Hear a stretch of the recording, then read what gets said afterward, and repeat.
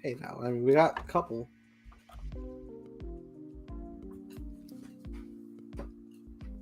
Hi, we're back. Episode number.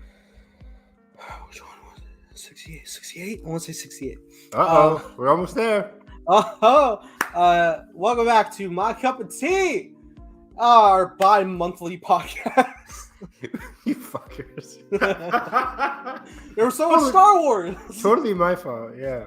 Yeah, we're backlogged on a lot of stuff. So much so, I think we're doing 2 shows this week. Hey, for better, honestly, we need to get it out. Joining us today, we have Evan. Not for lack of movie news, too. There's a lot of movie news. We have Moon Knight to go into. It's going to be fun. Breaking. Percy. I know, right? I'm super pumped. But yeah, we have Moon Knight to go over. It felt like just yesterday we were discussing each episode of Hawkeye. So now we're back discussing episodes 1 and 2 of Moon Knight. It's going to be a very fun, very unique show. But yeah, we have Percy Jackson news, Oscar news, Fast Family news. It's going to be interesting. But yeah, and then we've also seen movies recently, so we can talk about that later this week. But yeah, I'm excited to be diving into Disney Plus Marvel shows once again. Also joining us, Carson. Welcome to the summer of Morbius, folks. Morbius sweet! I can finally unveil. God, the memes have been so ripe and good. I love it. Like it's just there's more memes than box office, and that's how you know it's a hit. All right. But yeah, we got a ton of stuff to cover. Moon Knight actually is what we get to finally talk about. The better Gothic curse Marvel property. Yes. These first 2 episodes have been really interesting in the best way possible, I think. Yeah, exciting stuff. And yeah, we have been watching some movies lately. I'm excited to talk about everything everywhere all at once. Ha! Because, wow, we cannot wait to gush about that movie when we do review it. I believe that's all I got. Going to be a crossover event of a podcast. Oh yeah, I forgot about tease, that too. Tease, yeah. wink, wink. Ah. Oh. This heartbreak feels good. Ooh ah. Wah. Oh, you're saying that's the sound Carson's gonna make when Evan gets on him about the Book of Boba Fett bullshit episode we reviewed. Yeah. Carson lied to us. Man. Fucking lie. Can't trust this guy. No. Carson, before you jumped in, Evan was asking me like, did you like catch up on Moon Knight stuff? And I was like, yeah, I was like watching episode breakdowns. Definitely watched the episode. I did. Both of them. Finally. So basically, I'm catching what you're putting down. Carson, have you watched these episodes? Or are you lying to us again? Yes. Okay. Kelly's keeping me on my toes. She's like, "Is Moon Knight out yet?" I'm like, "No." And then we watch it the second it comes out. Hey. Well, the next day after work. Is she excited for Oscar Isaac mostly? Mostly, but she's actually really digging the character so far and great the story. So awesome. All right. My mom was like, I was watching the first episode of my mom's house. She was like, "Evan, what the heck is going on?" I'm like, I have no idea, but I'm liking it.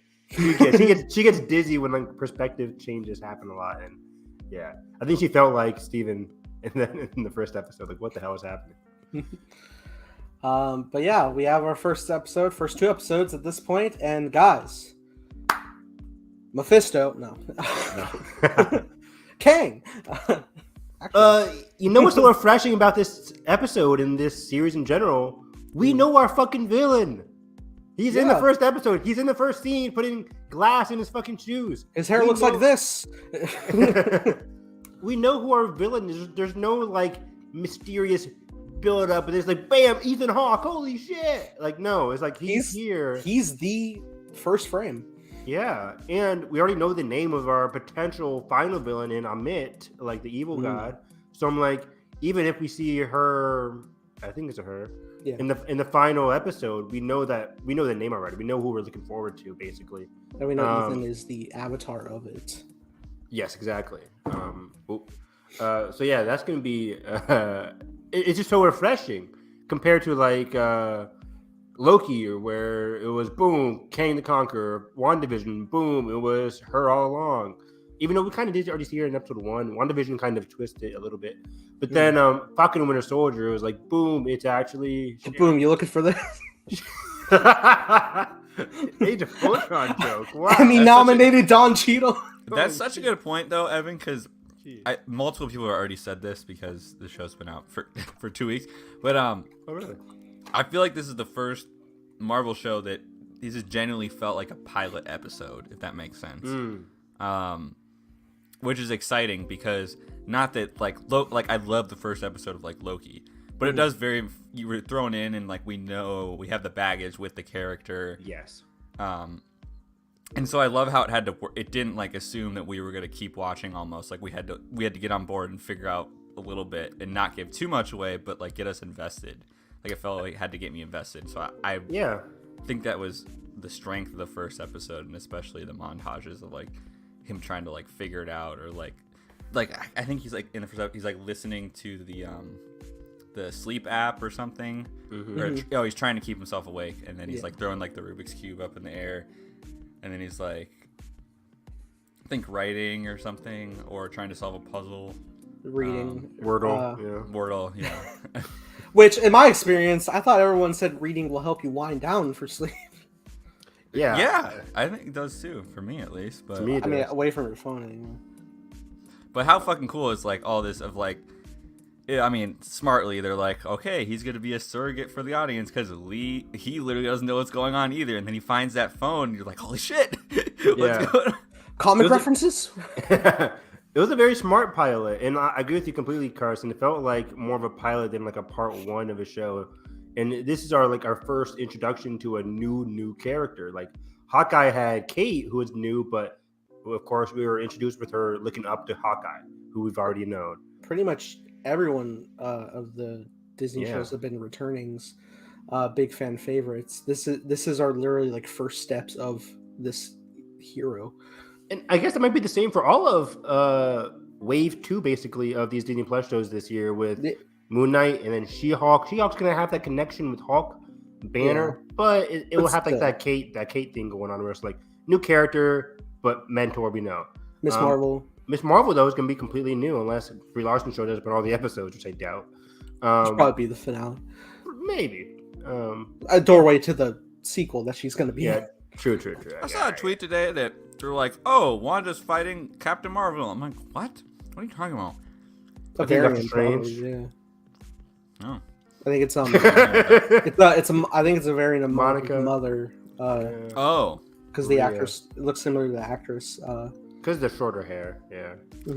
See, I think it was like pretty sure it was a WandaVision stand. And it was our Wanda stan. I think they were like trying to say that it was Brie. I was like, I don't think it's Brie Larson. No, trust Carson. They're not. I see what they're laying down. I think Maria's fighting a variant of Wanda or Wanda herself. Vice versa, I think. Vice versa. Still, I'm just like, wow, how is that even? This is Tom Cruise's Iron Man. Well, that's what everyone was saying at first. We can dive into some. I can't just watch this movie. Multiverse theories after this discussion because very true. I have some theories, especially with the. Have you all seen that latest tickets teaser? The special feature that came out. 1 minute spot. No, I did. One that came out last week when tickets went on sale. I saw that. Yeah, I saw it. Okay. The third eye and everything with her kids. Yeah. Okay, yeah. I didn't want to say. Amazing. Cool. I'm like, yeah. I follow the guy. I follow what's his name, Jillian, the kid who played Billy, I think, on Twitter. He sees more movies than me. He's watching like freaking Alfred Hitchcock. Like, oh, I'm just like Saturday Night Alfred Hitchcock. I'm like, motherfucker. Like, I haven't even seen that movie yet. This kid's watching so many movies. As soon as that spot dropped, he immediately was like, oh, I can finally say Sam Raimi. He's so great. I'm like, wow. He's gonna be like getting his Oscar at age 18 or something. He's great. Yeah. But yeah, Moon Knight. Back to Moon Knight. So how did the episode start off? Episode 1. Glass in the shoes, in the crocodile shoes. Mr. Glass. Kinda. He has a cane. Someone made like a cool parallel that like he like walks the broken glass in his shoes, but then like Steven has his bed where he steps onto the sand of the smoothness. Because glass and sand are one and the same. Like who's like truly closest connection of the desert and stuff like that. It's cool stuff. like Themes, but no, we start off with Steven, I believe, like waking up. He's like chained to his bed. We're getting our bearings of like who his character is. He has like a lot of like set up tales with the sand and the tape on the door to make sure he didn't leave. I love this apartment set, by the way. Yeah, he just like me for real. Slob. That fish tank is so cool. Oh yeah. And he's genuinely like fascinated with like ancient Egypt and hieroglyphs and stuff. Like he loves his job at the museum, which makes it all the more heartbreaking later. Yeah, sorry, bye job. Damn. But it makes it seem like this is why Mark Spector, who we assume is the original body, Mark Spector is the original, and then we have Stephen Knight. I feel like this one's pitching. I feel like this one's pitching that Steven is the original. Really? Well, actually, now there's kind of like a theory that was placed in my brain that maybe not now, because I know Mark existed before, at least to Layla in the comics. Yeah, it feels like they're taking some. No, man, like in this show. I mean, I haven't read the comics much, but like in this show, it seems like Mark Spector had his accident. Well, yeah, Egypt, and especially and then Steven came into the play. The girl that shows up is like, you don't remember all the history and adventures we've been on, so that makes me think that he's been around longer. Yeah, Mark's been a thing longer than Steven. Yeah, and I think like a big theory that's suddenly being placed is every time Steven's seemingly having a phone call with his mom, it's always like a voicemail box type thing, and he gets postcards from her. But then somebody pointed out maybe that's Mark grabbing postcards from the gift shop he works at and sending them to Steven to keep him in a cycled loop so he can maintain that part of his body when he's out of it.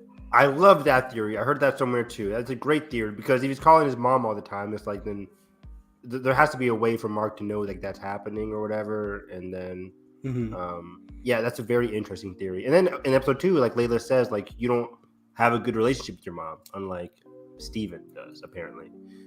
So I'm like, they should be having the same mom here. So it's very interesting. So I think Nathan's theory is probably correct there, most likely. Yes, my original wholehearted theory. Exactly. Great job, Nathan. You're a genius. It was Kang.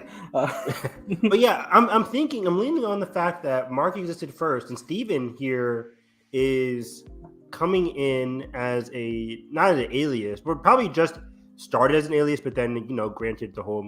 Because of Khonshu, the Moon Knight, and the difficult personalities of it all, Steven became his own thing. And then, I think Mark, of course, is the guy with the guns, the skills, and everything. But Steven has the skills of being an Egyptian genius. So I think after the accident, Mark was like, I need to learn more about Khonshu or just Egyptian. I need to prepare myself for what's coming. So let me go work at this museum. And then that's how the Steven persona became a thing. But then it just, it became worse and worse where Steven started becoming his own person, basically, I think. Maybe we'll learn about that in episode 3, about like what happened, like the steps it took for Mark to become Steven and what happened to him in his past. Because we are going to Egypt, so we'll see. But yeah, this first episode here, a very interesting introduction to Steven. It's kind of like that fidgety guy at work where nobody really remembers his name. Very funny. Nobody like really knows. He's genuinely curious about his job. There was a date set up with him, not by him. Which kind of what day is it? Sunday. No. Bully steak and this happens. I'm doing not Australian, like this. Good job. Good job. It's crazy. I'm trying. Funny. Oh yeah, okay. So there's another theory blooming there is that there is a third big altar of Moon Knight. I just read the name and I threw it away. Of Jake Lockley. Okay. Who is also of like a British type Cockney accent that Steven has. Because when you piece all the things together, it's like Mark, who is more Americanized accent, has a wife, and he loves her clearly. Why would he be asking out on dates to this random woman? Perhaps out of the control of the body, maybe the alter of Jake took over to ask that because similar accents and stuff. So, and I think we're gonna see him later on. A lot of stuff, man. It's possible. I do wonder how many personalities we are going to see in the show, just to keep audiences like intact. Probably just core 3. Probably a core of 3. I mean, technically, we already have Khonshu, if you want to count that.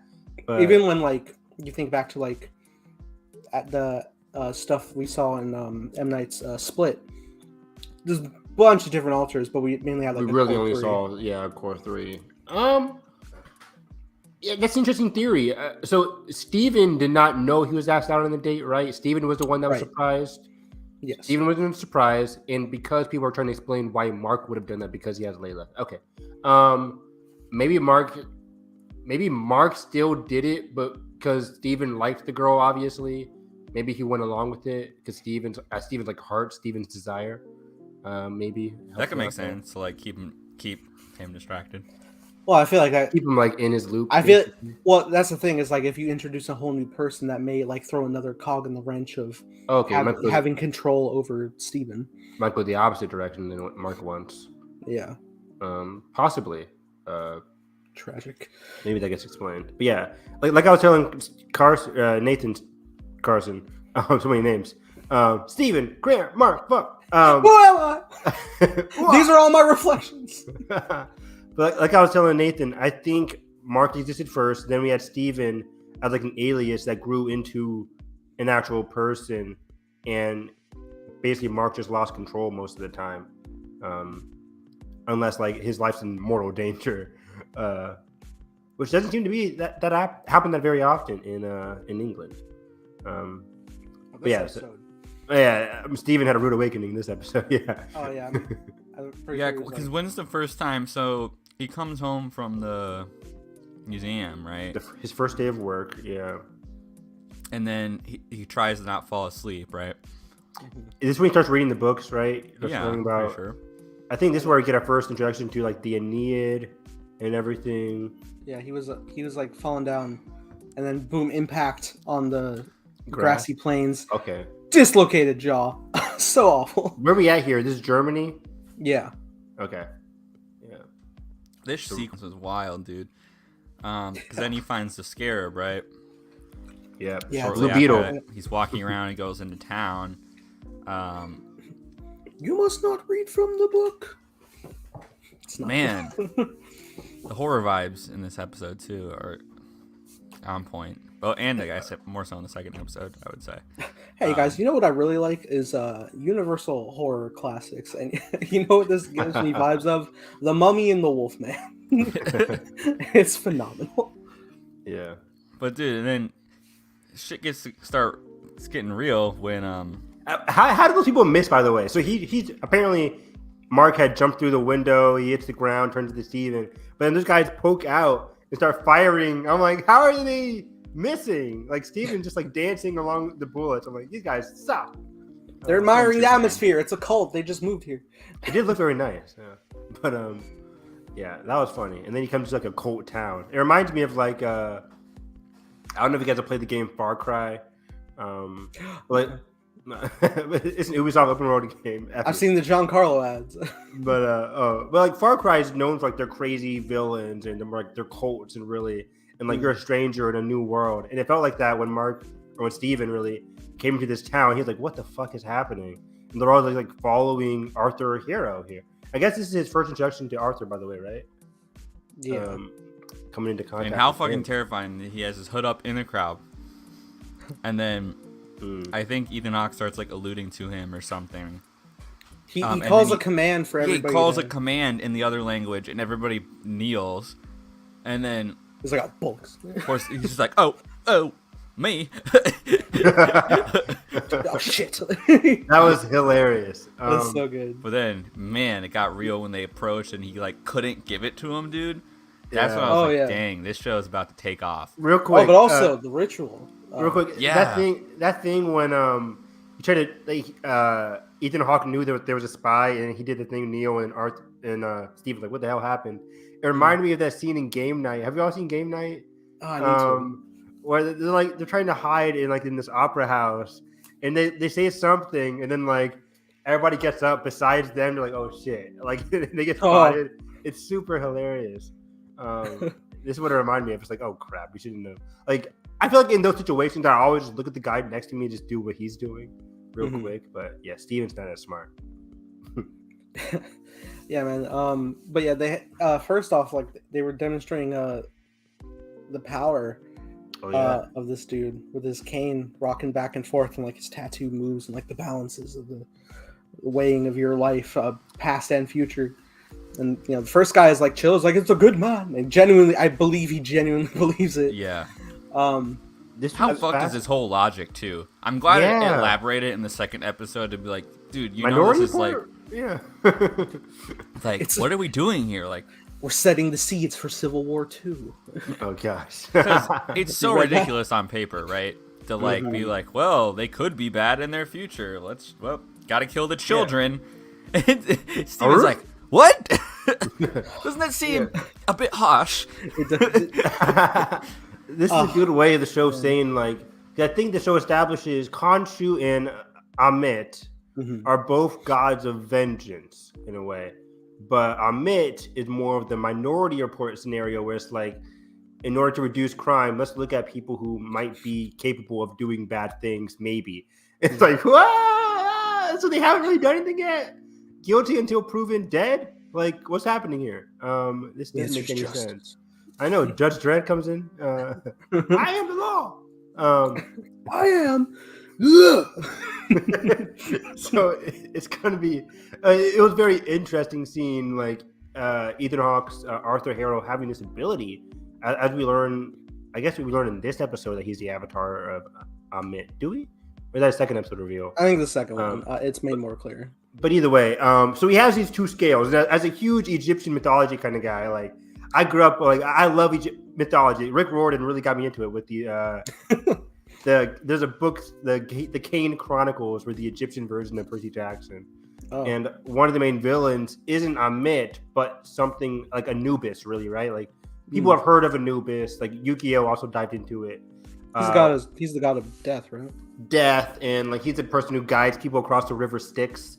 Like if you have good judgment, then I can like you'll make it across. You'll make it across, basically. In Egyptian mythology, it's kind of the same thing where, like you're balancing the scales of life, right? And if you're good, then you'll be as light as a feather. Whereas like you'll be good, you can pass. But if you're not, then you're sent to like it's the weight of your heart, right? Exactly. And you're be sent to purgatory, death, really.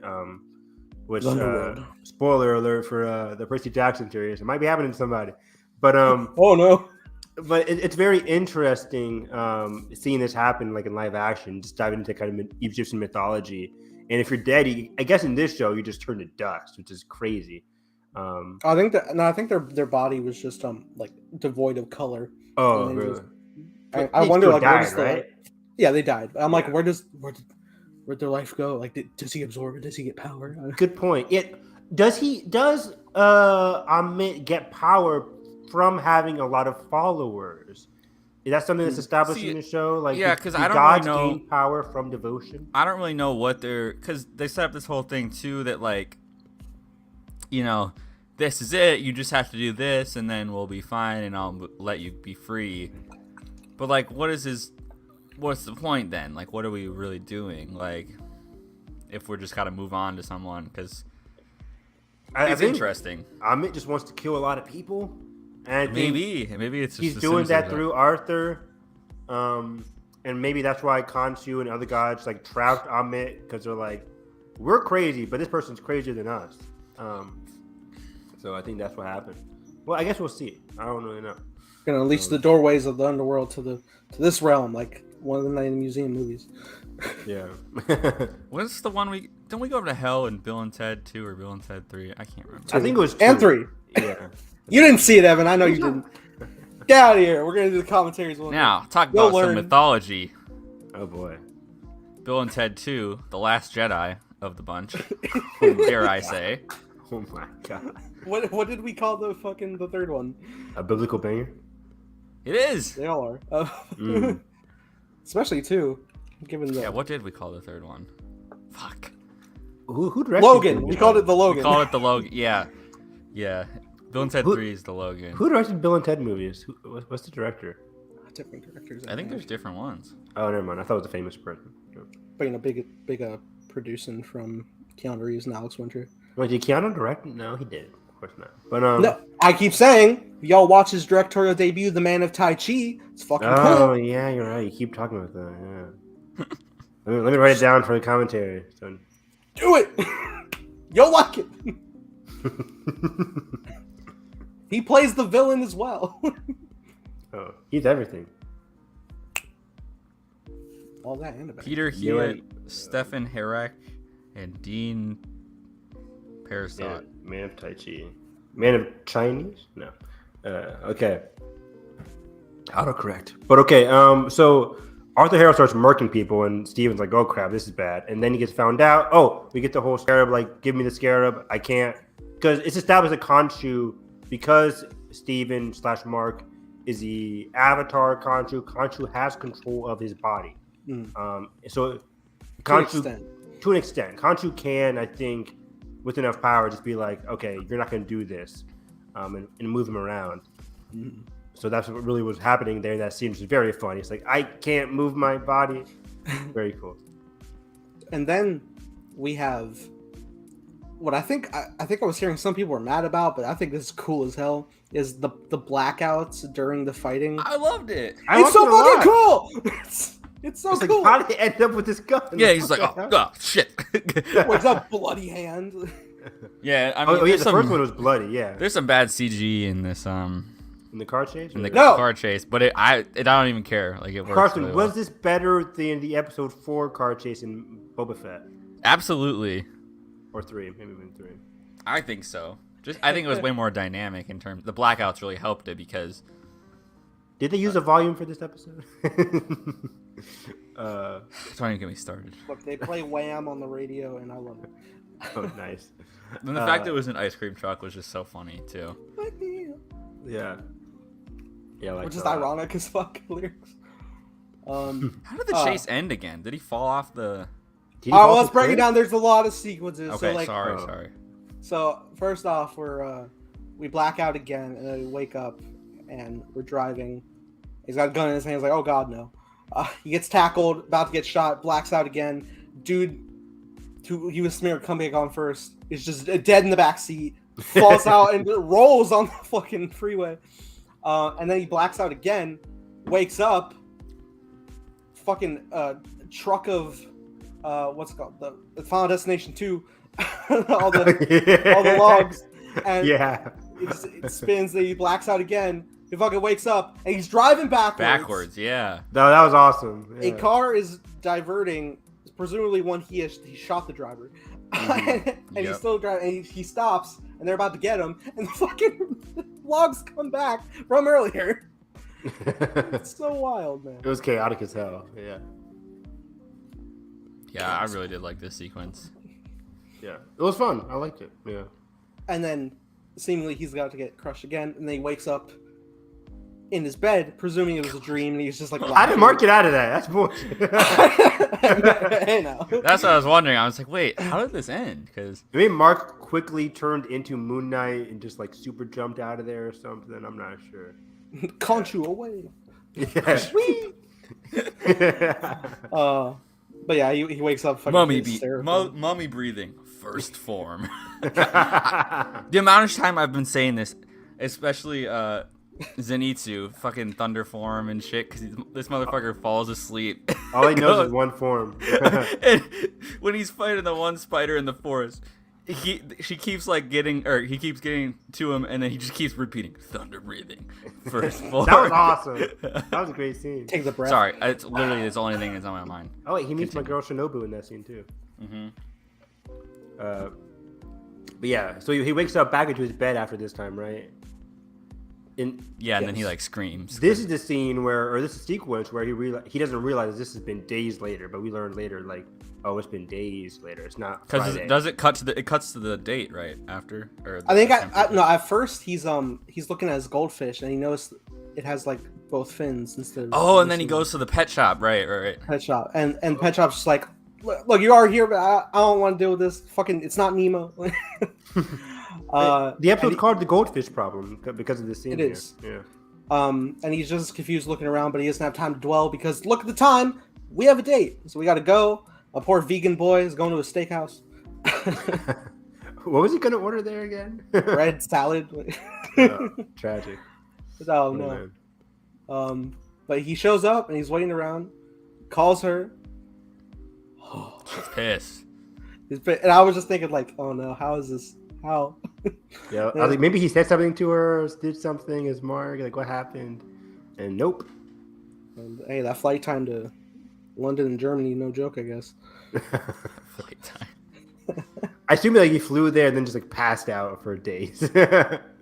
Probably. I mean, at some point, like the body needs to recharge. Oh no. Yeah, it's been days later. It was like from Thursday to Saturday, right? Thursday to Sunday, I think. Yeah, Sunday. It was He Sunday doesn't have night. any healing powers, right? He just has like hand strength. He probably has like some. I mean, he was able to fix that Durability, jaw. Yeah. But it still hurts. But not like. Mm-hmm. Yeah. Yeah. It really is like, you know, the avatar of a god. But in such this mortal coil. After this scene, is that when he goes home? No, he goes to talk to the statue, right? Yeah, no, initially he... Yes, you're right, yeah. I think... Well, actually, I think he has like a blackout moment where he ends up on the bus again. I think he's... No, sorry. He has that sequence where he's blacking out in the elevator. Trying to Oh, go in. that's before the goldfish? No, I think it's after the goldfish, after the dinner, before he goes back to work. Oh. Yeah, but that's where he gets his first image of Khonshu haunting him. Turns to that old lady who's fucking paranoid as hell. Yeah. Right, and then he goes back. Yeah, she's like, I'm gonna get off the elevator. Yeah. No, then he blacks out again, wakes up on the train.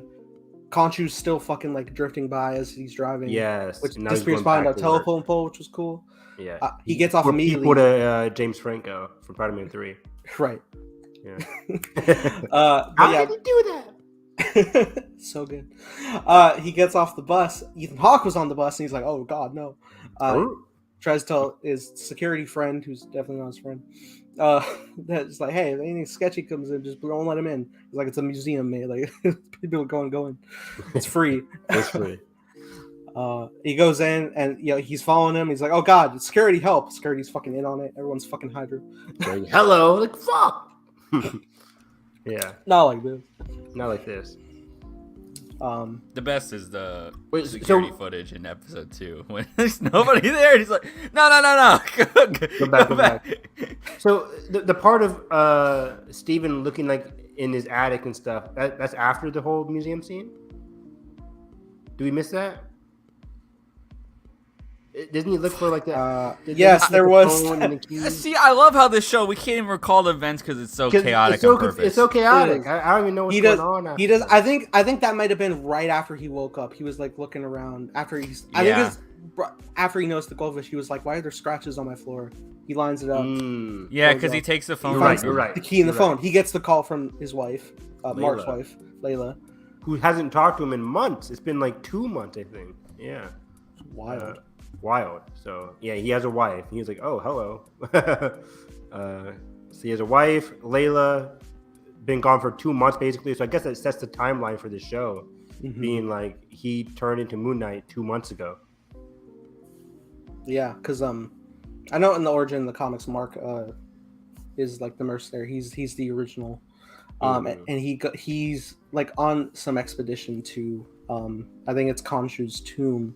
And he is about to die, but Khonshu inhabits his body, and that's what saves his life. So that's why he owes his life to Khonshu. Yeah, a life debt, which we might see in episode 3. But yeah, I guess we'll talk about it more in episode 2 discussion. But I think he encounters Arthur Harrow's men in that situation. I don't know if he's I don't think he works for Arthur in that scene, but it's like I think he encounters like in the Mummy, you come across dueling interests. And then he kills off Arthur Harrow's men, and then like Left 4 Dead, and then Khonshu's like, I can use this guy. So he discovers the phone and stuff. Then he goes back to work. We're at work. He gets trapped by the bodyguard or by the security guards. But then yeah. I mean, they have their talks and stuff. He does his judgment thing on Steven. And he's like, "There's chaos and Chaos. But it doesn't chaos magic, Wanda." work. And then, but like the door's open because the museum's functioning, and he darts off. And I gotta say, I would not go right back to work at all. I'm not, like, he's working the night shift. I'm not like, no. Yeah, fuck no. I mean, I get why. Did he just leave? Yeah, he just ran away. He's staying at work. I guess it cuts later that night when like things are wrapping up for the evening. He's doing inventory, and there's like movers working, and then like he hears something. He goes to check on it. Surprise! There's a fucking jackal. Freaky as hell. Very freaky. Very. There's also been like a lot of like, you look in the background thing, details that link to comic origins of the Werewolf by Night issues. Yeah, I heard that if you scan one QR code, it brings you a certain issue, and if you gives you a fucking free Werewolf by Night comic. If you scan the QR code reverse on the reflection of the glass, it brings you to a separate comic. Yeah. Shit. A lot of Werewolf by Night connections. Are they going to team up, you guys think? Is that possible? I don't know. Where's that rumored project? I know nothing about it, so. We get Werewolf by Night this fall, right? By Giacchino? Rumored, yeah. I thought it was confirmed. Is that not confirmed yet? I haven't seen official announcement. I mean, Marvel themselves haven't said anything. No.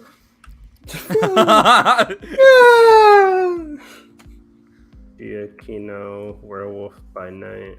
I spelled werewolf awful. Werewolf. Werewolf.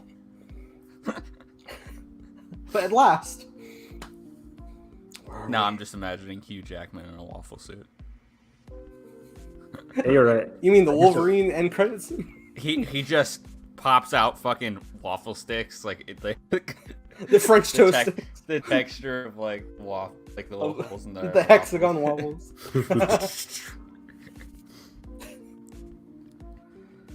But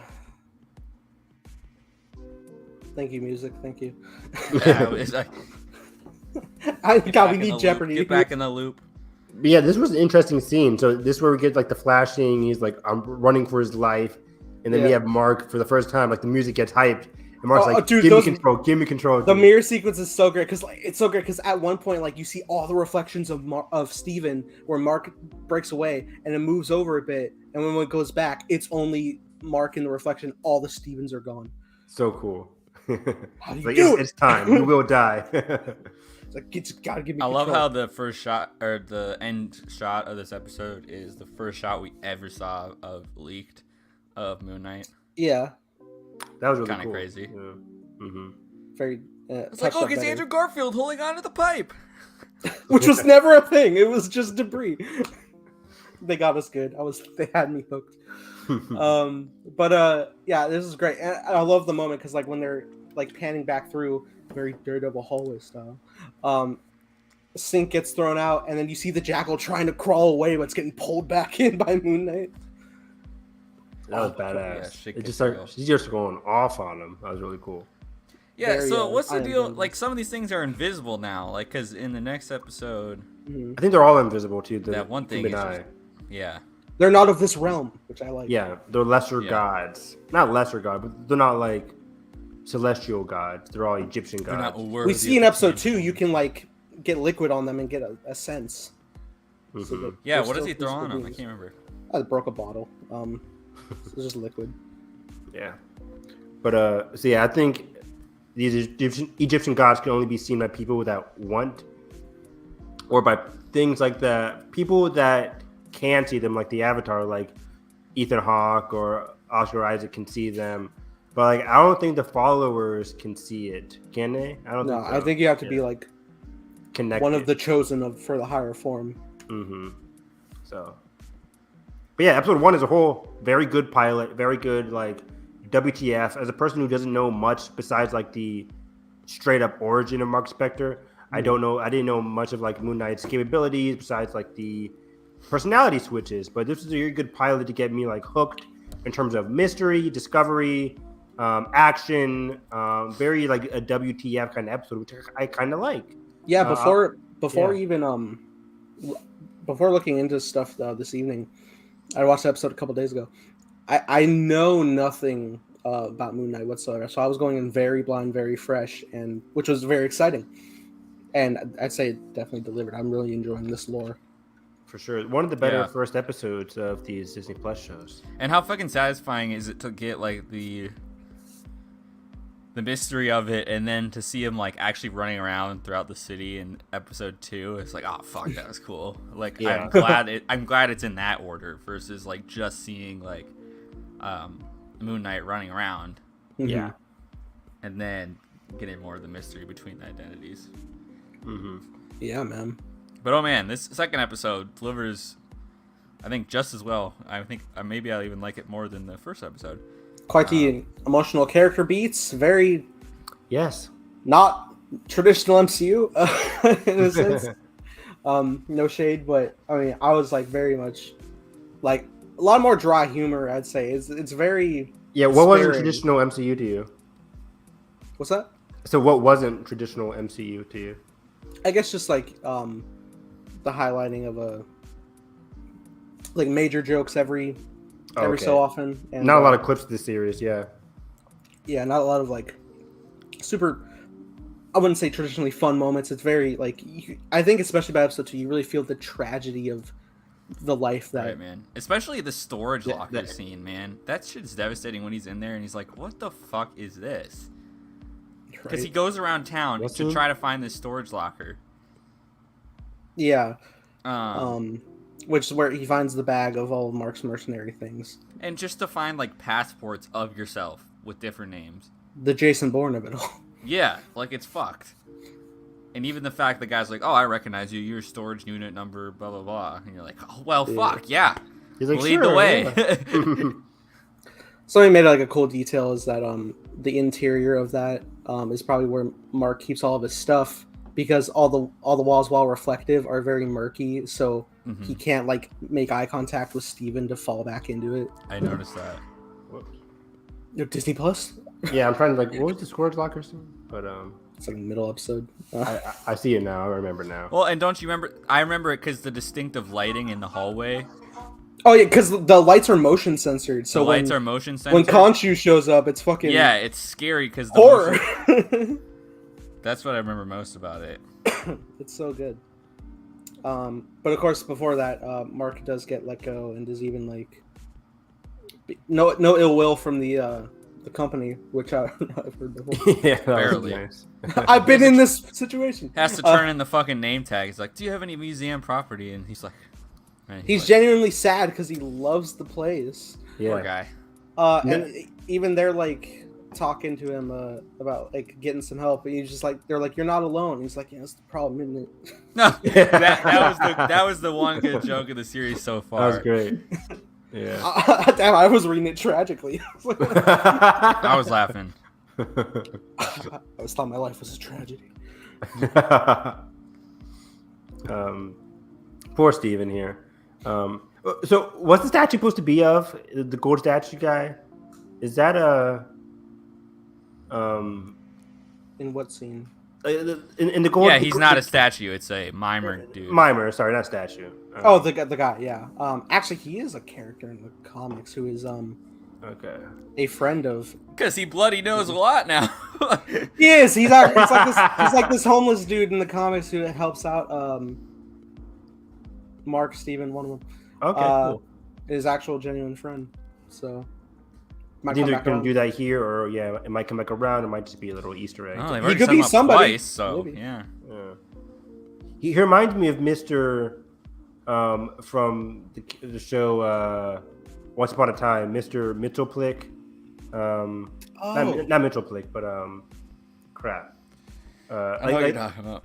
the evil guy with like the British accent. Yeah, reminded me of Yeah. him. Whatever Yeah. his name is, I don't remember. Sure. Yeah. Where are we in the episode though? Fired. Oh yeah. Fired. He got the sack. Yeah. Straight up Harry Potter. I remember reading that for the first time, like in Harry Potter Order of Phoenix. I'm reading it. It's like, she got the sack. I'm like, what the heck does that mean? Where is it?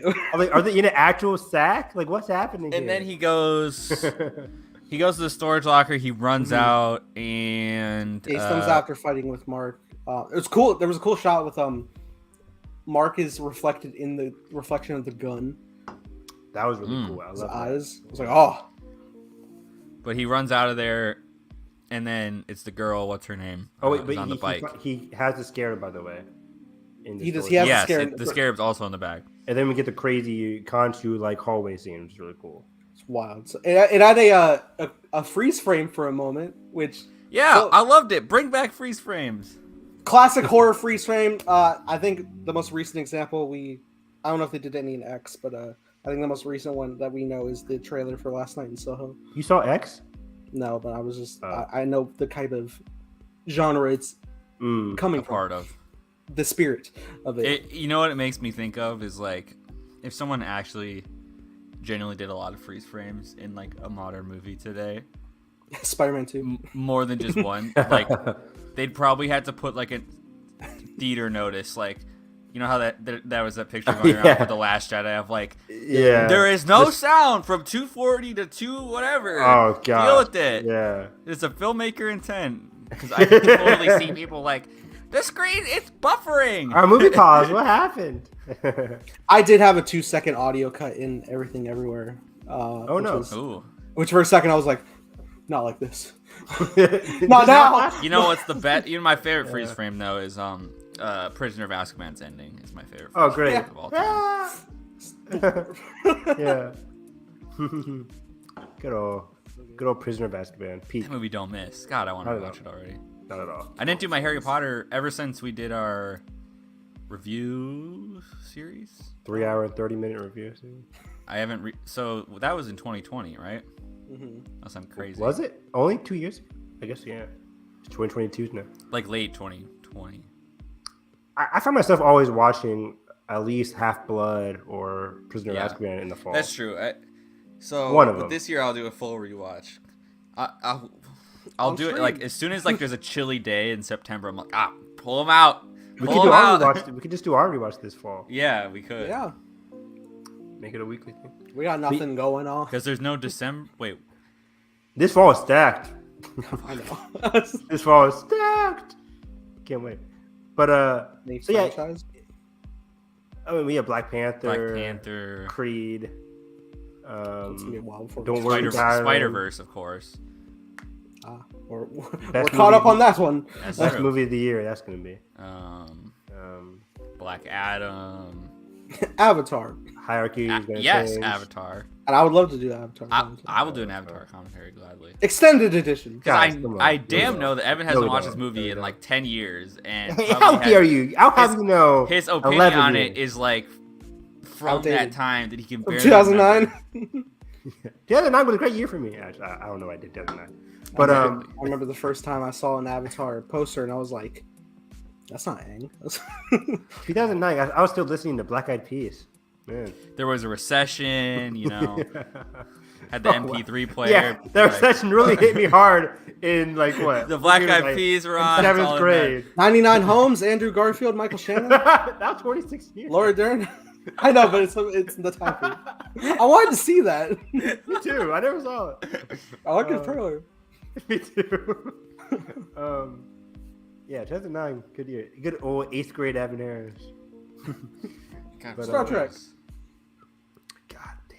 Great. Yeah, you're I've right. been doing that box office like trivia game. You know? I didn't do that more. That was fun.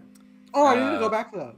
Me too. But yeah, the weekend of Half-Blood Prince came up, opening weekend, and I was like, damn, that's a good fucking week for movies. Yeah, remind me what happened that week. Half-Blood was it, what year? 2009. 9? Yeah. 2009, yeah. Man, 2009 we had that and Star Trek. Banger. That's all I remember from 2009. But yeah. Revenge of the Fallen. District 9, of course. Why, Nick?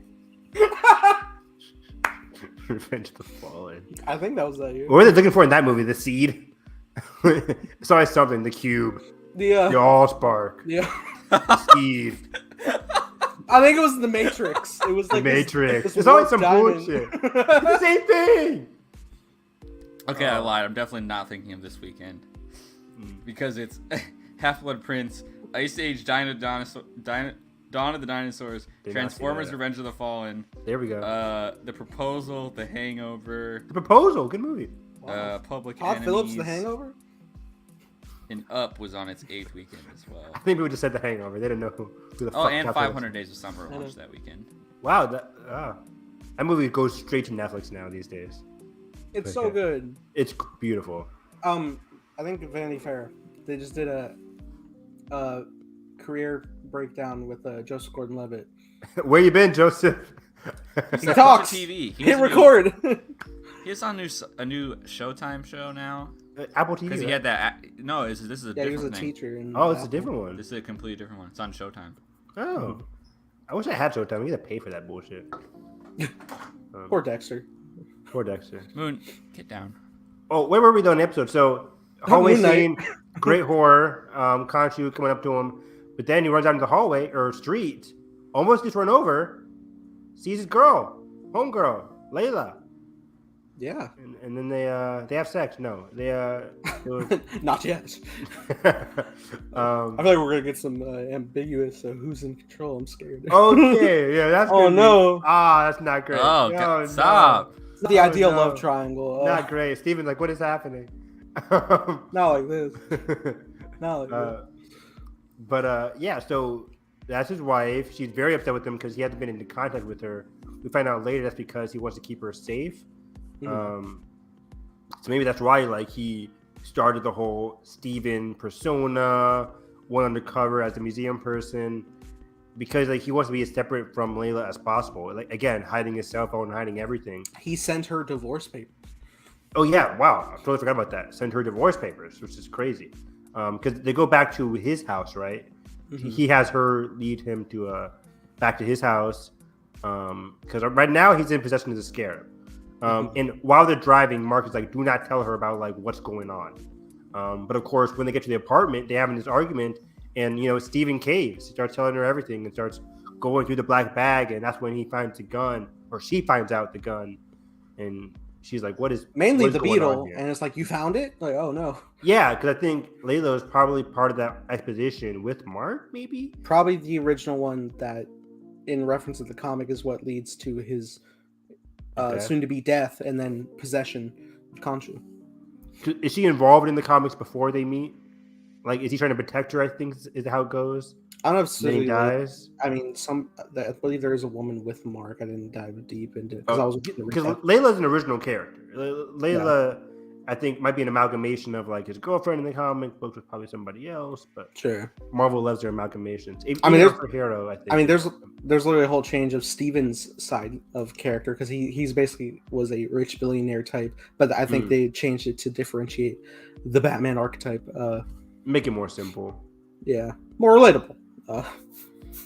With a tour so simple. What is the worst system? My dear boy, what do you say? Not a great movie, great scene though. Oh, cat cam, cat cam. Oh boy, that's good. Oh geez, that's some. Well, you get some cats named Mark and Steven. Oh boy. Well, his name is Moon, so he can pull it off. Yeah. He's the It goes full circle. Carson was preparing for Moon Knight. I was all along. Kelly never knew. So Layla's very upset at this point because he pulls the whole big boyfriend trope where I'm trying to keep you safe, so we gotta be separate, which I hate, but it happens all the time. I'm going to just get to it right now. That's more revealed by the end. Oh. Because goddamn, this is peak storytelling. Peak fiction? If you will. One could say. Indeed. The idea is that Khonshu, once their deal with Mark is done, they want to possess Layla as their next avatar. And why is that again? I thought it was only if Mark dies or Mark does something wrong No, then he'll possess Layla. Or it's just like, I want her next? Yeah, pretty sure. Oh. Well, I think this is a continuous like echo that's also coming from Ethan Hawke's character. It's just like there's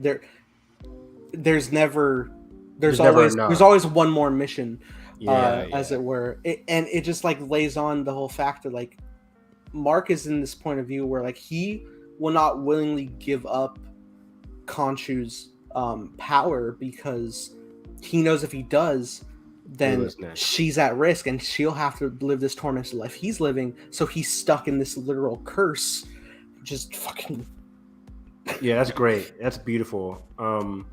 Yeah, it's a hard dilemma, and if you're right, if I'm Mark, I'm doing the same thing. I'm like, granted, he still doesn't have to separate himself from her. He still can work with her.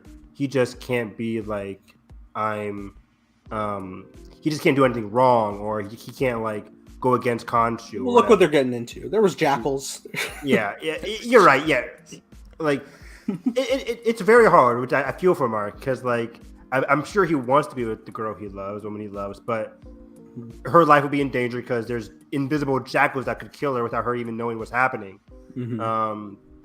And then there's the whole Khonshu is unpredictable god. Like, yes, Khonshu's less evil than Amit, who wants to kill children, but Khonshu is still very much like an omnipotent being, no compassion for humanity. Exactly. Maybe that'll change as it goes on. Kind of not cliche, but that kind of scenario where the bigger being becomes more human through having that human connection with Mark. Yeah. I'm trying to think of a recent scenario. I don't know. But I mean, you can definitely have those moments because they showcased specifically. I think specifically when Mark gets captured later on and is brought in by Ethan's character, that if you don't give him the control, he really can't do nothing but kick a trash can over. Like he's not in total control, as it were. Mm-hmm. Exactly. So it's a very difficult line that Mark is going through with Layla, but I'm glad she's in the show. She brings some much needed like heart to the show. Yeah, and how crazy is like when they do get to this compound, like the rationalization he tries to put upon Steven of like, here, look at our community, we're good people. Yeah, we grow plants, vegetables, and he's two languages. But it's his cadence that's so good because he's just like, it's perfect. You grew the tomatoes. Oh, they're beautiful. Well done. Well done. It's like, I'm not a tomato guy. No, that's salsa. God damn it. But my favorite line. So do we go straight from the apartment to the compound? Because the agents come in to arrest him, but they're not agents at all. Yeah, they're just the. But they do. They do have. Actually, I think they are agents that are under the cult. Yeah. Because they have the power to like look up the background of Mark and all of his his hidden dark deeds in the military. Did he go to prison? How did he get out of jail again? They didn't go to. They went to the compound. You're right. They go to the compound. You're right. Layla was already gone by then. She dipped. Out the window. Yeah, so you're right. Yeah, we're at the compound. Tomatoes. Mark of the gift shop. Steven of the gift shop. Isn't there a reveal? Is this where they reveal that he's the avatar of? He used to be the avatar of Khonshu, which is very interesting. Because he keeps like spotting like there. What's he saying? And he like repeats things that Khonshu is very much saying, but he can't hear him anymore. He doesn't have that luxury anymore. Which is so cool. So yeah, Arthur Harrow used to be the avatar of Khonshu, and he kind of like telling the audience that Khonshu's not a great person, but it's coming from the villain. So you're like, is this true? It's not. But are you a good person? Yeah, exactly. So I think he's right where Khonshu isn't a good person. He's using Mark at this point. Yeah. But Amit, as we see a scene later, is very bad. This is where we get into the conversation where it's like, join me, Mark, because I follow Amit. Amit's just judging people, and that's when Mark's like, or Steven's like, oh wait, but you guys killed children? Like a thought can't be inherent. Yeah, like a thought can't be inherently bad. Right. Like, I think about killing my boss all the time, but I'd never do it. And meanwhile, he's just like, justice. You're gonna blame a kid for a thought, for something he might do in 30 years, and then he starts breaking down, comparing. He goes on an analogy of cutting off like a cancerous limb, and initially I thought that meant like, are you mutilating children? But no, it's just the entire life of the children. No. And then he's like looking around like, y'all are on board with this? Because I kind of draw a line here. That was very funny. Good talk, isn't it? So this is pretty much telling the audience like, Amit's very bad. And again, he wants the Scarab. Arthur Harrow wants the Scarab because the Scarab works as some kind of super compass to lead to the tomb of Amit. Exactly, because Amit is supposedly locked in a tomb, not fully resurrected, locked into the Egyptian realm, where I assume other gods probably locked her ass up because she's crazy. And now he wants her to be opened. It's gonna be very cool. Maybe that's that scene in the trailer where we like. Remember that scene in the trailer where they're overlooking like this Egyptian pyramid and this purple stuff in the sky? I don't know. It's X-Men Apocalypse. Oh boy. Oscar's like, what movie? Never heard of it. We have to. Yeah, it's all leading up to the resurrection of Inox on the moon. Inox on the moon. And then doesn't she burst in? Or I think she has the Scarab. Yeah, she bursts in, and she's very much banking that Mark is going to turn into into the guy. Yeah, which is a big reveal. So she knows about Moon Knight. So because I assume she was there at the dig site when Mark almost died. Mark almost turns into Moon Knight, and then that's when he disappears on her. Like he ditches her then. So she has recollection of him being able to turn into Moon Knight, but then Mark probably like dipped and left her on red, basically. Damn, for 2 months. 2 months. Never do that. But yeah, so she's like, turn into the guy. And he's like, I don't want to do that. Or, I don't know how. I'm not the guy. You're not that guy, pal. I like how she was like, okay, cool. We're just we're gonna die. Just scattle on out. She's gonna figure it out. But then like the door bursts open, no one's there to her, but the fucking Jackal's there. That was crazy. And he gets thrown out the window. Bangs his fucking head. Very once again, James Franco Spider-Man 3. Literally. But then he does bam, super landing. It's fucking Mr. Knight. He falls over though. Ow. Marvel comedy. But yeah. I heard that was Oscar's idea. Cool. But yeah, he gets up. Funny. Yeah, it was great. He's looking in the reflection. Mark's in the reflection is just like, Steven, what the hell are we wearing? It's like she said we needed a suit. Yeah, but like the ancient armor of fucking Khonshu, not Psycho Colonel Sanders. So good. He pulls out the pipes though, which is really cool. He has the sticks. Yeah. He's like, oh, come on. Yeah, he pulls out the sleeves. I can do this. Let's go. So, fold like a butterfly, sting like a bee. My name's Steven with a V. It doesn't go so well for him though. He gets like one punch and then he gets like tanked and hits the bus and everything. Yeah, and it was cool because even like for a moment, there's a bit of admiration from Mark that's just like, that was a good hit. But look around. A lot of people are going to get hurt. I need to get control. And he succumbs. He's like, all right, fine. And just the transition of just like the armor going through, even like there's like a great like little detail where like the gold armor is going through under the wraps.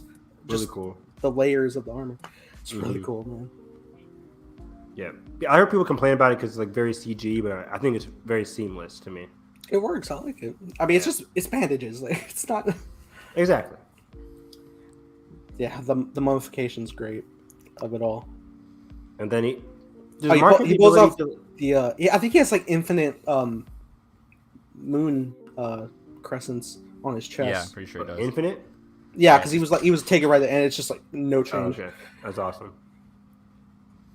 And then I can't remember what happens. Does he scale the building, or how does he get on top of the building?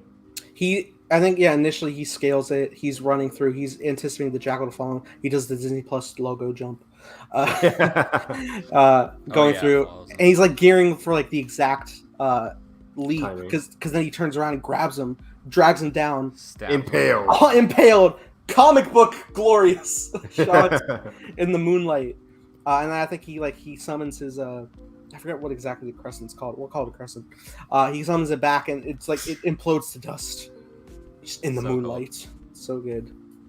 But then we stay as Mark too, which is very new. Stay as Mark, yeah, that's a cool scene. And Steven is now in a new realm, trapped, and this is his first time experiencing it like conscious. And he's like, I can barely like muster a movement, and he's like having a panic attack. And you know, granted, credit to Mark, he is like trying to like talk him through it a bit, just like you'll be all right.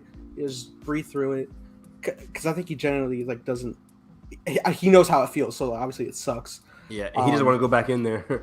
Yeah, but then of course, Steven in his scared state starts to egg him on a bit about how, he was putting Layla in danger, And he keeps like going on and on until he just kind of like snaps with like the ringing of the church bells, and he just breaks the mirror. Starts kicking the mirror. Like the editing in that scene was very strong. Where he's kicking it in line like with the music and everything, the score. To me, this is cinema. It was a very good line. To get out of my head, something like that. Yeah. Very good. So yeah, we say goodbye to Steven for a second there, for a couple minutes there, and then we just get Mark. We beautiful shot there. Yeah, and then we talk more with Khonshu, who is also egging him on. Just like laughing. It's like, yeah, you can't fucking do this. You can't. But he's insistent because he doesn't want his girl to have the same fate. Yeah, I think this is the reveal where it says like, yeah, she's next if you fail me, basically. Yeah. And goddamn, the design of Khonshu is so good. Very good. I like the voice acting from Khonshu as well. How do we leave this scene, by the way? Because yeah. Don't we go to... The episode ends in Egypt, right? Yeah, initially it's a cloth transition that falls off of the mirror that I think Mark put over the mirror to hide Steven away. Hide Steven, right. Yeah. And it's cool because you can... It's this cool like detail that Steven in the mirror has bloody knuckles and is just sitting on the bed, kind of worrisome, like he's been trying to break out, while Mark in reality is more fine and is just drinking away while Egypt awaits. But yeah, because I think Khonshu's like, where's the scarab? Mark's like, it's right. Fuck. Like he realizes the scarab is gone. He's very upset because the scarab again is the compass leading to Amit. So now they're like, fuck it. We gotta go to Egypt. Road trip. And if this just turns into like a race into the depths of a temple, of a pyramid. I'm in. Yeah. I'm here. Alien versus Predator? So I think this is where probably next week he wakes up, which is a really cool shot. Wakes up in Egypt. And I think this is where we get our flashbacks. I assume we're going to get some flashbacks to when he turned into Moon Knight for the first time, his interaction with Layla. Maybe Layla's going to meet him in Egypt as well. So we could see a lot of chaos next week, or 2 days. Yeah, that's gonna be fun. But overall, the show I think has been killing it off the bat. These first 2 episodes. Yeah, good mix of adventure. What do they describe it as? I think the actress who plays Layla said like Indiana Jones meets like I don't know, meets not Glass, but one before that. Split meets Indiana Jones, where it's like horror vibes, different personalities, but it's still an action and adventure, still some Marvel comedy in there. So it has it all, really. It has potential to be the best series so far if they stick the landing. I'm telling you, The Mummy meets Wolfman. Yeah. Yep. Yeah, fun show. God, we'll be halfway this week. That's fucking God crazy. damn. Wasn't the last episode then? So episode 3 is April 13th. 20, and then 20th is episode 4. 27th episode 5. May 4th. My birthday. May 4th be with you. Hey. Birthday. Finale. Wednesday, May 4th. Bad Batch 2 day. I'll be turning 19. That'd be fun. Where the fuck is Bad Batch? I miss it. God damn. Me too. There's a panel, right? Yeah. I'll be there. I'll be there. I hope my lottery's in that. We better be there. Shit. I swear to God. I swear to God, if they do something, we're not in. Did they have a Thursday panel for what was Thursday panel in Chicago? It was. Did they have one? Oh, it was Tross. Yeah. Tross was the Thursday panel. Tross was Friday. No, Tross was Friday. Thursday was. Thursday was just a show floor day. Oh yeah, Thursday was a weekday. I think because this was a 5-day event instead of the usual 4. So they I think you got in on Thursday, right, Carson? So because Thursday didn't show. I got in late Wednesday. What did they do Thursday? Was there no big panels on Thursday? Carson, I don't think you didn't attend Thursday, right? No, I did. Because Friday was Tross, and that was your first time in the convention center. I thought so too, right? Oh, you're right. I think Thursday was a white. It was a wash. Yeah, I was only gonna come. Which is that's right. I hated that they did that because I'm like I came for Thursday, but Yeah, that was our first time because I met you guys in the convention. I just walked on in. I was like, "Oh, there's Sean first," and then I saw, "Hey." I was so like, yeah, what's an Evan? What? is he a black guy? I never heard of him. Hey. No. Not many Negroes in Florida. No, I'm kidding. But You've never been to Florida. Oh, I come for the rides and I leave. the clip potential. Not like this. Oh, who will I offend today? Yeah, so I'm happy now that the panels are going to be like straight up. First day is a big panel, and then Thursday, Friday, Yeah, there'll Saturday, be a big Sunday. panel every day, so Non-stop. Nonstop. because there's definitely going to be an Andor panel now that there's a Mando panel. Maybe. There has to be, dude. It's the next big show coming out after. I hope so. I'm just. An amalgamation. You know what? Yeah, because if they had a fucking Andor panel in 2019 when the show wasn't even, they didn't even know what the fuck to do with the show. Come on. Yeah, that Andor panel was so disappointing. Was there one? Was there one? No, Yeah, no, it was an. No, there was Tudyk Alan panel. Tudyk. Alan Tudyk. He had a Regardless. gag. Yes. He had a gag. It was here's your first look, and it was actually... Fuck you. Yeah. Is he going to be in season 1 though? Probably not. Probably. Maybe I it's could finale. You know, Star Wars does just show us like, oh, here's a big cameo in our finale. It's Right. fucking droid. No, I'm kidding. Because isn't Cassie in season 2 a go? From I think so. From Stellan Skarsgård. Stellan Skarsgård, our boy. These old actors don't give a fuck. Stellan, Alfred Molina. Great. John Carlos says the Mandalorian season 3 comes this summer. Doubt. do it. Doubt. That's the debut episode of Celebration. No way. No, I'm saying December. At the earliest, yeah. If they can make it. unless they filmed along with Boba Fett.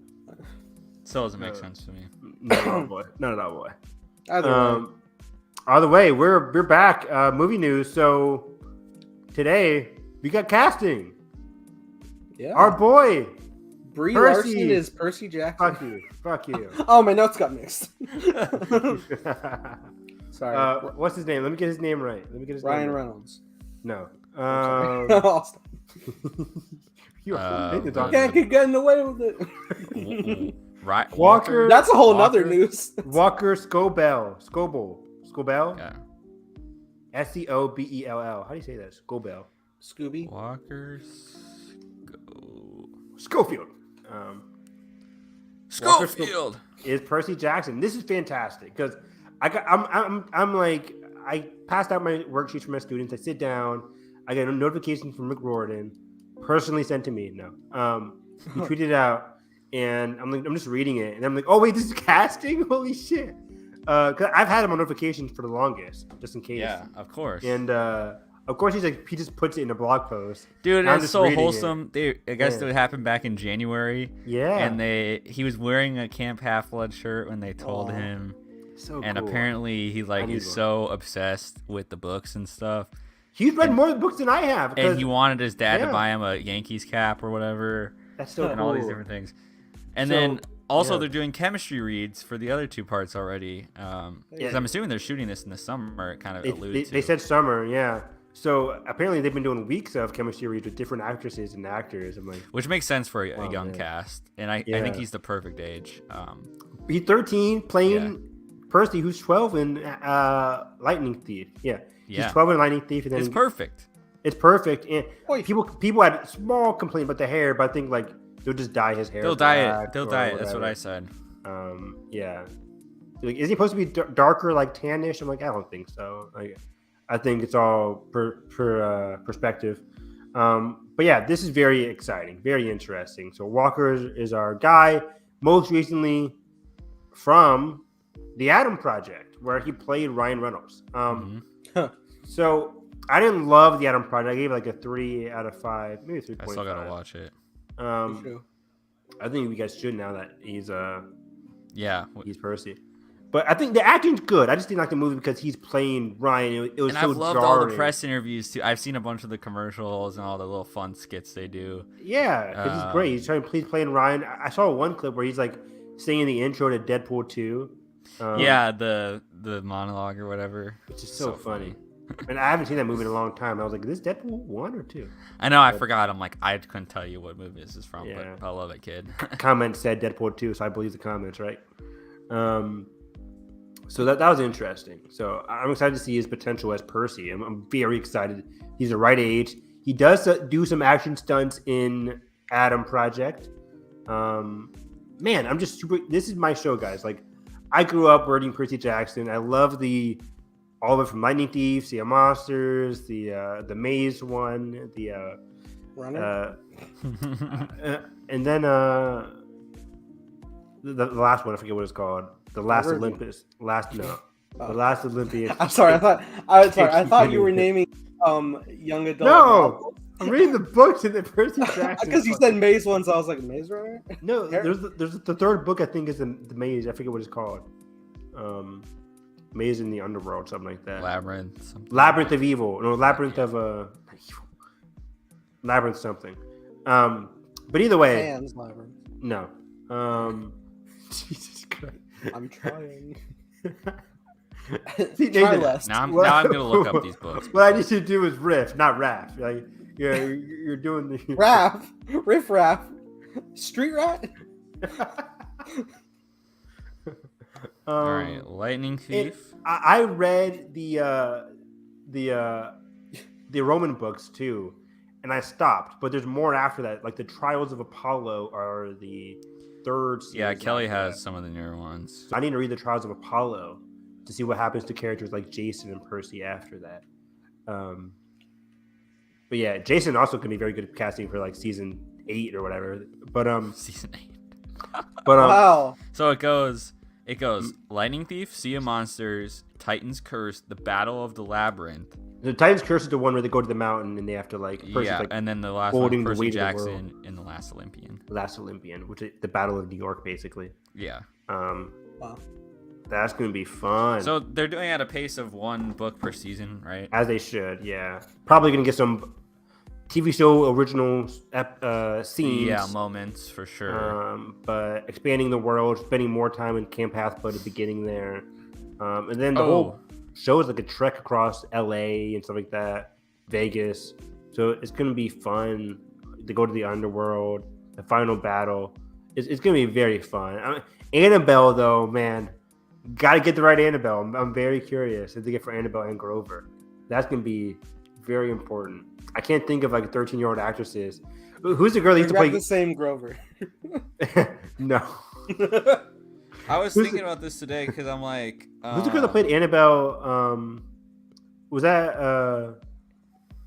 Daddario? Alexander Daddario? Yeah, it was. Jeez.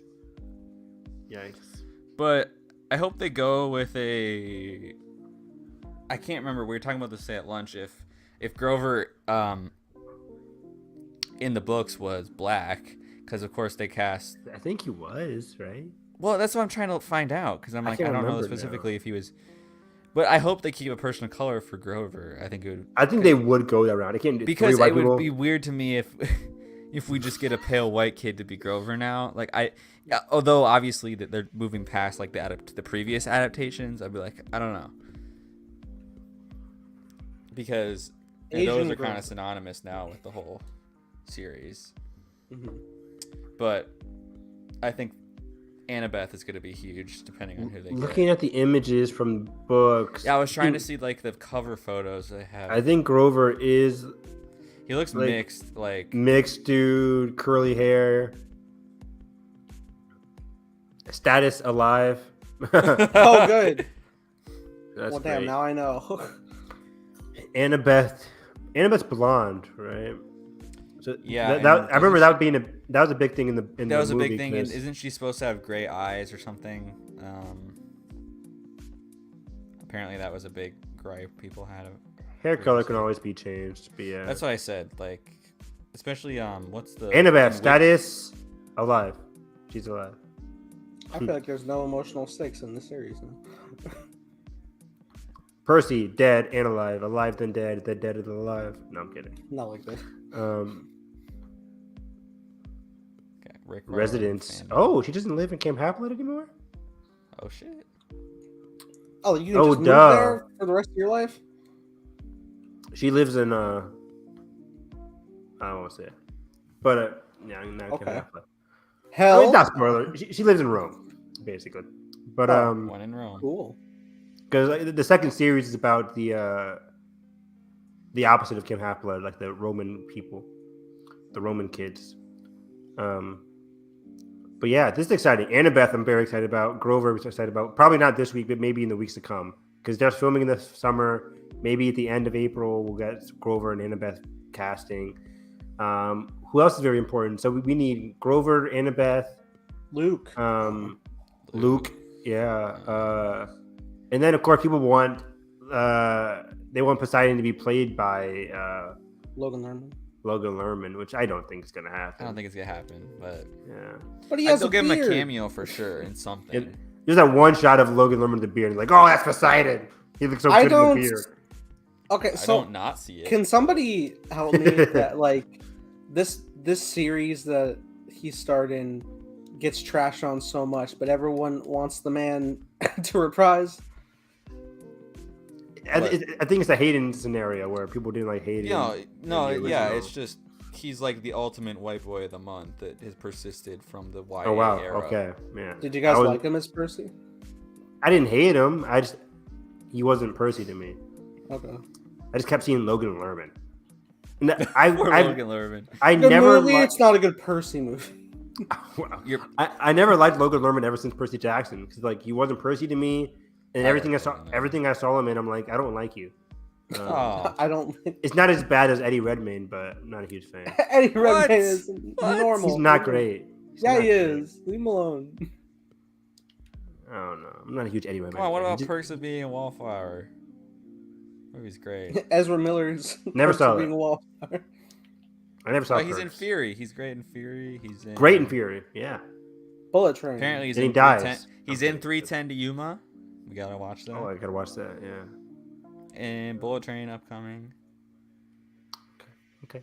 The know what? 2006 classic Hoot. You guys sold me on Logan Lerman. Yeah. What is No, that? he didn't. What is who? Yeah. I'll show you. Oh, it's about owls. It's about owls, man. Okay. Let's go. Oh, never mind. It's live action. No Zack Snyder's here. No Guardians of Gahul. Unironic banger. I won't lie. Yeah. I need to watch it. What the fuck is this? What are we doing? I don't know. Brie Larson. I guess that's it. Yeah. New casting. We have, in addition to the Fast Family, in Brie Larson, which is crazy. We learned about this on Instagram via Vin Diesel hanging out with his best friend Brie. I guess they've known each other for a long time because of the Marvel connection. Yeah, they probably definitely film stuff. Yeah, premieres. Yeah. probably met during the Infinity War era, Endgame era, just 3 years ago. But Sure. So Vin villain Diesel does side, mocap, hero he's not- side. What do we think? Brian's sister. I'm going with hero. Yeah. But even though the end of the sentiment there in the passage said you've seen her do Oscars or win an Oscar, do this and that, but you've Now never it's seen time her for like the- this. yeah. I think it said you've never seen her like this, and we've never seen Brie play a villain. I don't think. I don't think we have either. I don't want it. I hate that all these new actors are just villains. Why? Well, I'm Jason bored. Momoa's gonna be a villain. You're bored of. But how many being hero villains? characters can we get? The hero team they is have- already packed. They have tricked We me have enough a with team of like Charlize. 20 people on the hero I side. know, right? They've tricked me enough with Charlize. I can't trust it. What? Oh, You're yeah. crazy. You It's like Jason Charlize? Momoa. I do love Jason Momoa. And John Cena was great in the last movie as an anti-hero. He was good. Turned hero, Yeah. which I like. I mean, for He's coming to the movies. cookout. He would definitely be in the next movie, I think. Yeah. Yeah. Or We're at the least end of the F10. series, and he's the brother. Like he's Yeah, F11. I mean. Okay, F10 so part two. in terms of new casting, we got Momoa, Brie Larson, and then the Ratcatcher actress. I forget her name. Danielle or Daniela? Good question. Shit. Maybe I put it in my notes. Let me Who's see. racist now? Me? No. Can't find it. I think I'll say Danielle. Monet. No, Daniela sounds better. I feel like But, she's gonna be like an assassin or some shit. I feel like she's working with Momoa. I agree. I can see. Hopefully, the movie starts off Momoa like killing Charlize. Or is that too dark? That would be excellent. Finally, again, we love I Charlize. can't believe Nathan they- is so annoyed. they by played the us. stupid. She's awful. Carson, you don't like this character. I know you don't. I don't like the character, but Charlize is hilarious. Come on. Yes, Is she? I love Charlize. I hate what they got her in. What the fuck is that haircut? It's bad. It's over the top. It's bad. Any other time, I'm Not just here over for the it, top. but It's the way over the she's top put- and just Okay. bad. Well, We're you gonna know do what? our F9 comment. Is that this week? That's F9 tomorrow. commentary. Yeah, It is, we're yeah. gonna watch F9 tomorrow, and you're gonna be Wednesday. turned around. I'll do Yeah. tomorrow if we You're gonna be watch back in the hype. As soon as Vin Diesel falls into the water in concrete rubble. All right, you know what, Evan? I know we're thinking of the exact same scene. Let's not remind Carson of it until we get there. I don't Are care we? about your stupid Yoda scene. Exactly. Oh. It's 4 seconds. It's It's bad. not. Oh, It's not. not. No. No, it's not. It's kind of long. It keeps The whole- going. I felt the theater. Because I sank so deep into my chair in secondhand embarrassment for Star Wars. It was bad.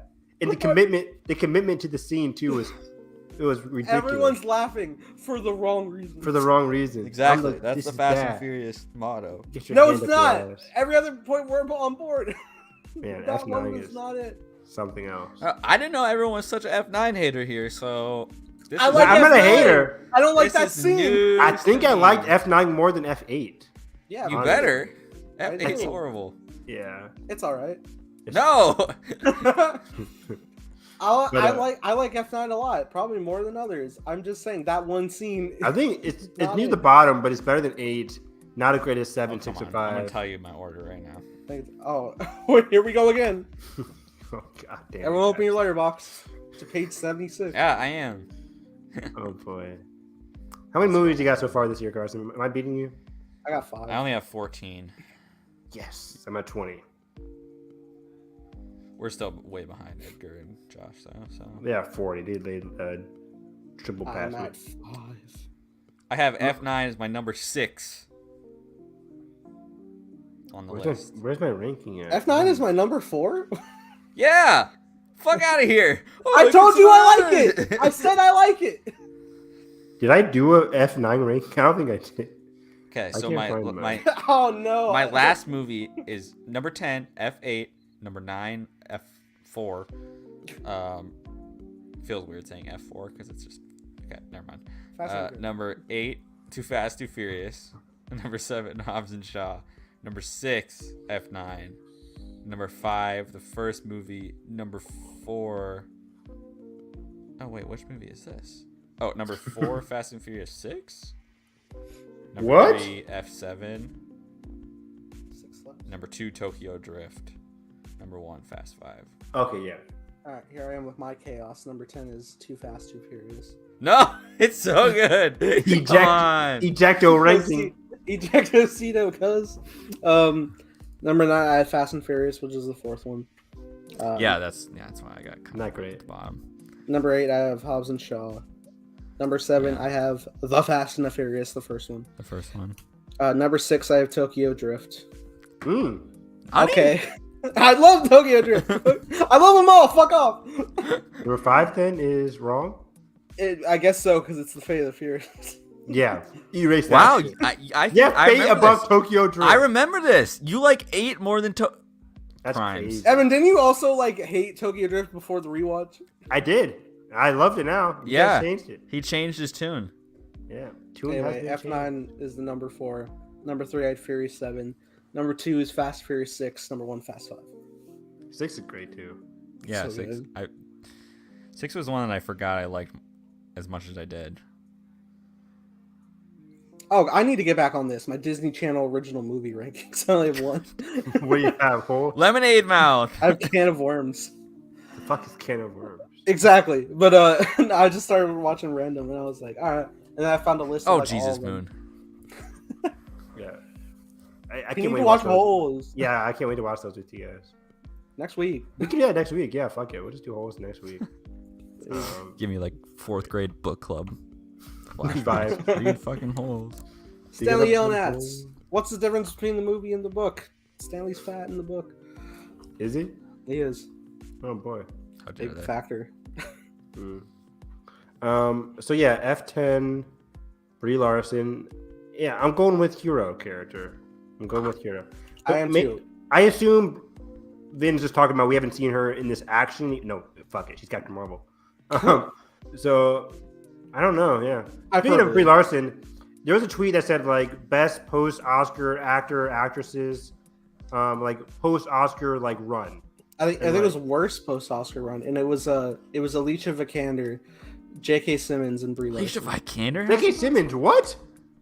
Yeah, they were saying just like they When haven't did he had win his like, Oscar? Since 2014. 2014. I guess you're right. Yeah, J.K. has been in great stuff since 2014. Yeah, you're right. There's Justice League. Damn, yes. Justice League in 2017. Mostly side things. Mostly side things. He was that cop in that one Chadwick Boseman, Nine Bridges. La La Land. He's, The nightclub. is J.K. guy. on there? Yeah, he's a boss at one point of Ryan Gosling. So mostly just supporting. Yeah, he's been supporting. He hasn't really like been a great role. I guess that counts. Alicia Vikander, man, fire your agent. What happened to her? I loved her. She ever got since the Ex Tomb Machina. Raider series, but Exactly. That's not great. That's it though, right? Tomb Raider. She got her Oscar in what? When did she get her Oscar? 2015? What movie did she get her Oscar for? I couldn't tell you. It wasn't for Ex Machina, right? No, wasn't it for the Dresses movie with Eddie Redmayne? Yeah, it was for. What is it called? Something. Thank you, Chris. That was right. Alicia Vikander. Transcendence 2014. Rebecca Hall. A supporting actress in 2016. 2016? 2016 award ceremony, I think, for 2015 movie. What movie? Let's see here. Crazy, that's just like 7 years ago. Oh my gosh, just give me the fucking movie name. The music. I'm about to look this up. You probably beat me. There we go. Danish Girl. Fuck. Danish Girl. Oh. Yeah. The Danish Girl good? I haven't seen it. Amber Heard was great in the Danish Girl. I remember she was in that. Alicia Vikander was great in that. Oh. Twitter's gonna hate me for saying that. Oh my god. Fuck it. But viewers, we deeply apologize right away, and we are removing Evan from the podcast. Oh my god. Hey, now let's not forget that Alicia Vikander is in one, the masterpiece that is The Man from U.N.C.L.E. Oh, number 2, I The need Green to see Knight. that. She's in The Green Knight. The Green Knight. You're right. Oh yeah. And Ex Machina. Tomb Raider. That's all we got since. Yeah. Michael Fassbender. I don't think he's won an Oscar, but man, The Snowman's She Michael was in Fassbender? Beckett with John David Washington, the movie nobody saw on Netflix. I haven't seen it. My dad hated it. He's like, do got not 2.8. watch it. Yeah. I was gonna watch it. My dad's like, Evan, do not fucking watch it. I hate it. I'm like, okay, I won't watch it. He was really aggressive about it. But what else? Yeah, but Olivia Colman was like in one of them for best. Oh, for I was good. I was she's about been to go killing off. it. I was about to go Yeah. off. But anyways, people were saying Larson for worst. And I'm like, what? Oh, hold on. Ever So since she Room, won- she won in 2015. She was in the 2016 ceremony, right? Yeah. Oh, what a ceremony for 2016. Brie Larson in Best Actress, Alicia for Best Supporting Actress. And then Leonardo DiCaprio was that year too. Damn, that was a great year. So revenue. she was in Kong Skull Island. Not great. Not great, yeah. Free Fire, which was Not like a great. movie. It was okay. I saw it in theaters. The Glass Castle. I have yet. Not to see. great. Not good at all. It's boring. It's from Shang-Chi's director. I know. I agree. Dang. Boring.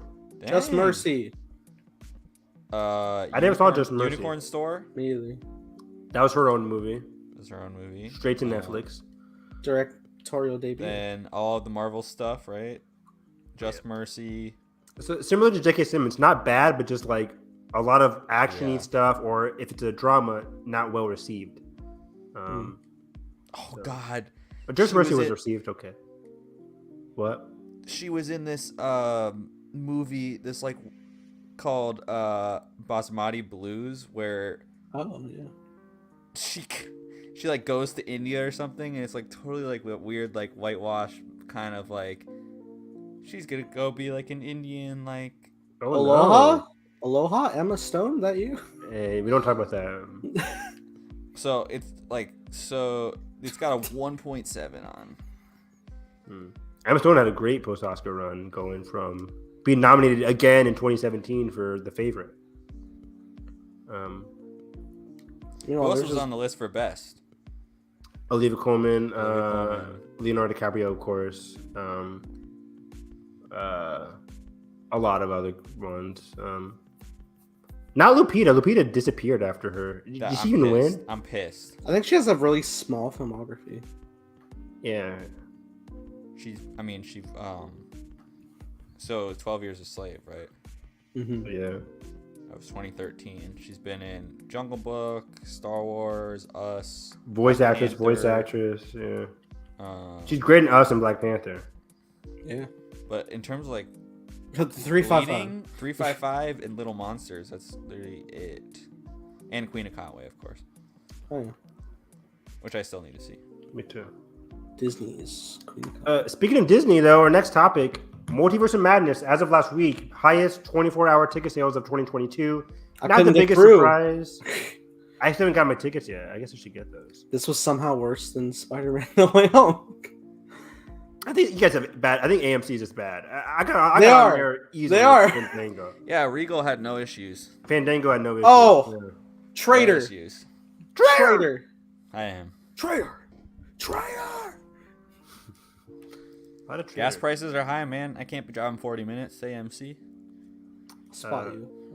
Gas station near me is pretty cheap right now. Yeah, it's $3.69. going down. It's going down. Yeah. It's like $3.59 here. Oh shit. Okay. Can I come over there and get some gas? Yeah, come on down. Waste- 609. I laughed. Waste all my gas to get gas for 10 cents. But yeah, so Multiverse of Madness, highest ticket sales, beating the Batman. No surprise. But so I got some discussion topics. So what do you guys think the box office for Pulling up Box Office Pro. Come on. Multiverse of Madness is going to be? 215 mil, baby.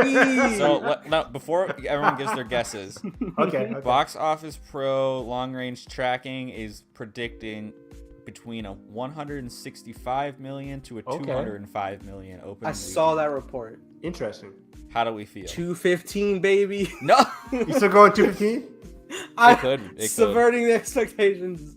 Once again, Nathan, do I look like the fool again? Do I look like the fool again? You know Patrick what? Stewart, word of mouth, baby. Okay, so the biggest opening this year. I'm going 170. The biggest opening this year since Rainy Spider-Man has been the Batman, right? With 125, right? I think it's 130. This year. Let's check it out. Off by 5 million. The Batman. The Botman. The block. Mr. Wayne. 134 was Batman's. Wow, okay. weekend. Long for you, nothing left.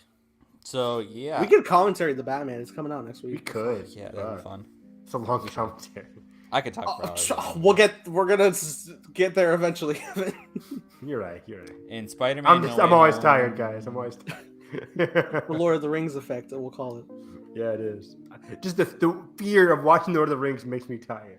The fear, the pacing should So help. Spider-Man's opening was 260 million, Fuck. which is Sweep. bonkers. 215, But you know what's crazy to consider is that Doctor Strange won, right? 89, right? What? I think it was 80 or 94. I think actually. No. What? What are we talking about? Doctor Strange 1 box office. I thought it was 91 or 94. What, in 2016? Yeah. 85 million opening weekend. What was 90? Are you sure? Since then, I'm he's looking had- at it. 85. You said. 85 million. Since then, my boy's been in It went 6 on. MCU projects. It went on to do 232 domestically. I used to be great back then. Crazy that And I this helped. opening will rival Doctor Strange's entire domestic run, most Yeah. likely. Which is a great build-up. He's been ever since 2016. He was in He's Infinity been War, Endgame, Thor. Ragnarok, Ragnarok.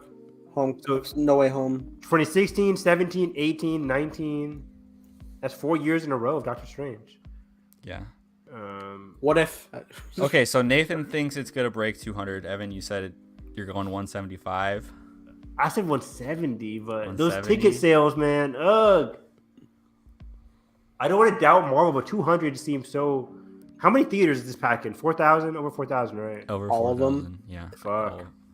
Any and all of them that are available. Even indies. I don't want It's to the say. first week of May. I so don't the want to say summer's- 200 though. I can't, Bob. You can, and I will. I'm 190. gonna say okay. Maybe that's pushing it, but 190. I'm gonna say 185. Why is this Pawn Stars? I'm gonna say 185. That would put this movie $100 million over the first one. Doctor Strange and $50 million over what Batman did in March. People really gonna go see this over Batman? Fuck us. Yeah, Fuck they us.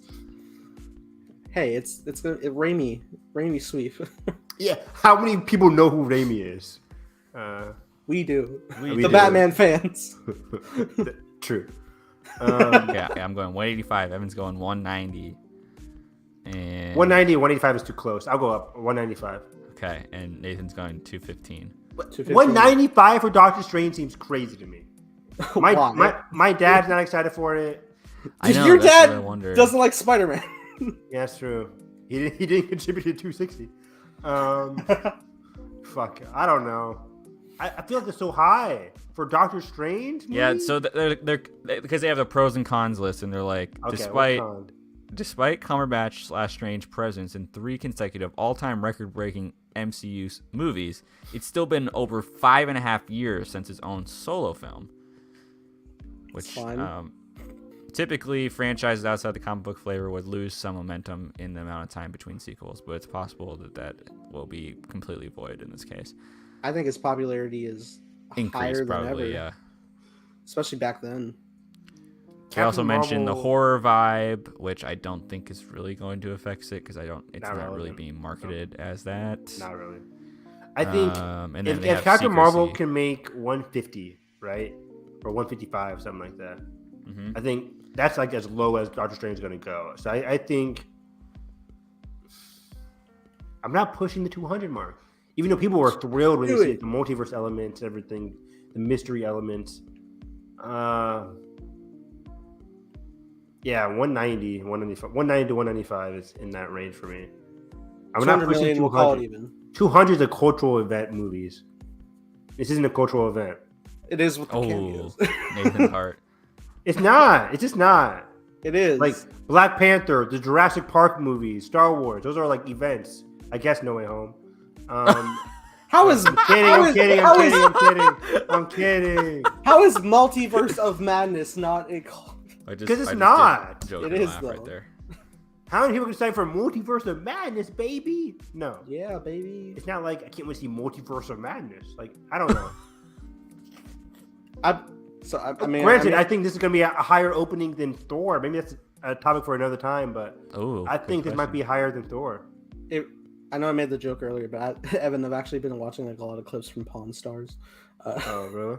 It's so fun to watch people bid and pawn items, and it really feels like you're They'll be just like, it's the best is the expert would leave. They'll be like, all right, 20,000. They're like, best I can do $200. yeah, because Evan right now is like, I can't do it because I gotta resell this. I gotta. It literally is inventory. like that. Yeah, because they want the full appraisal, and they're like, "Nah, you idiot! I have to sell it." Evan has to make money on this movie, guys. He can't. He can't go 200. Of course, I can't do it.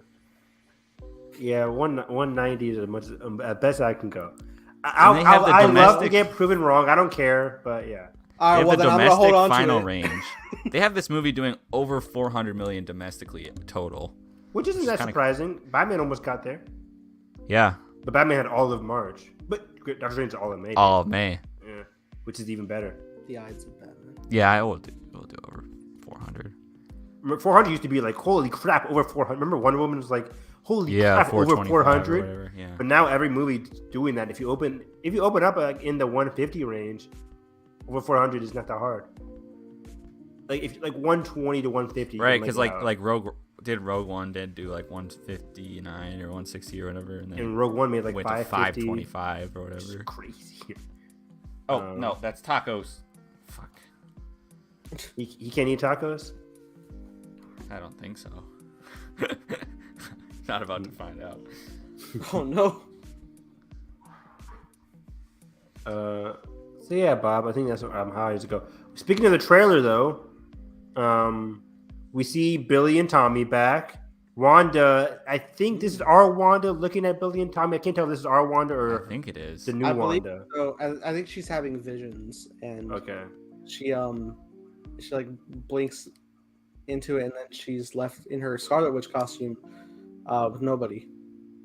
Left with nothing. Oh, by the way, I love the way the trailer goes. It's like dreams. And Every morning, the same nightmares. nightmare. I'm like, oh, very cool. Switch The up. villain. No. That was very cool. We still don't really know who the villain is in this movie. I don't think, because people keep saying she's the villain. She's the villain. She's the villain. She's the villain.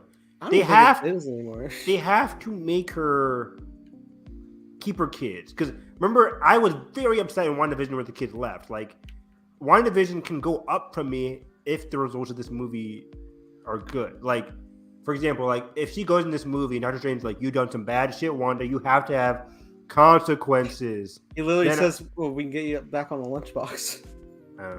But that scene sounds like a post-credit scene to me. I don't know why.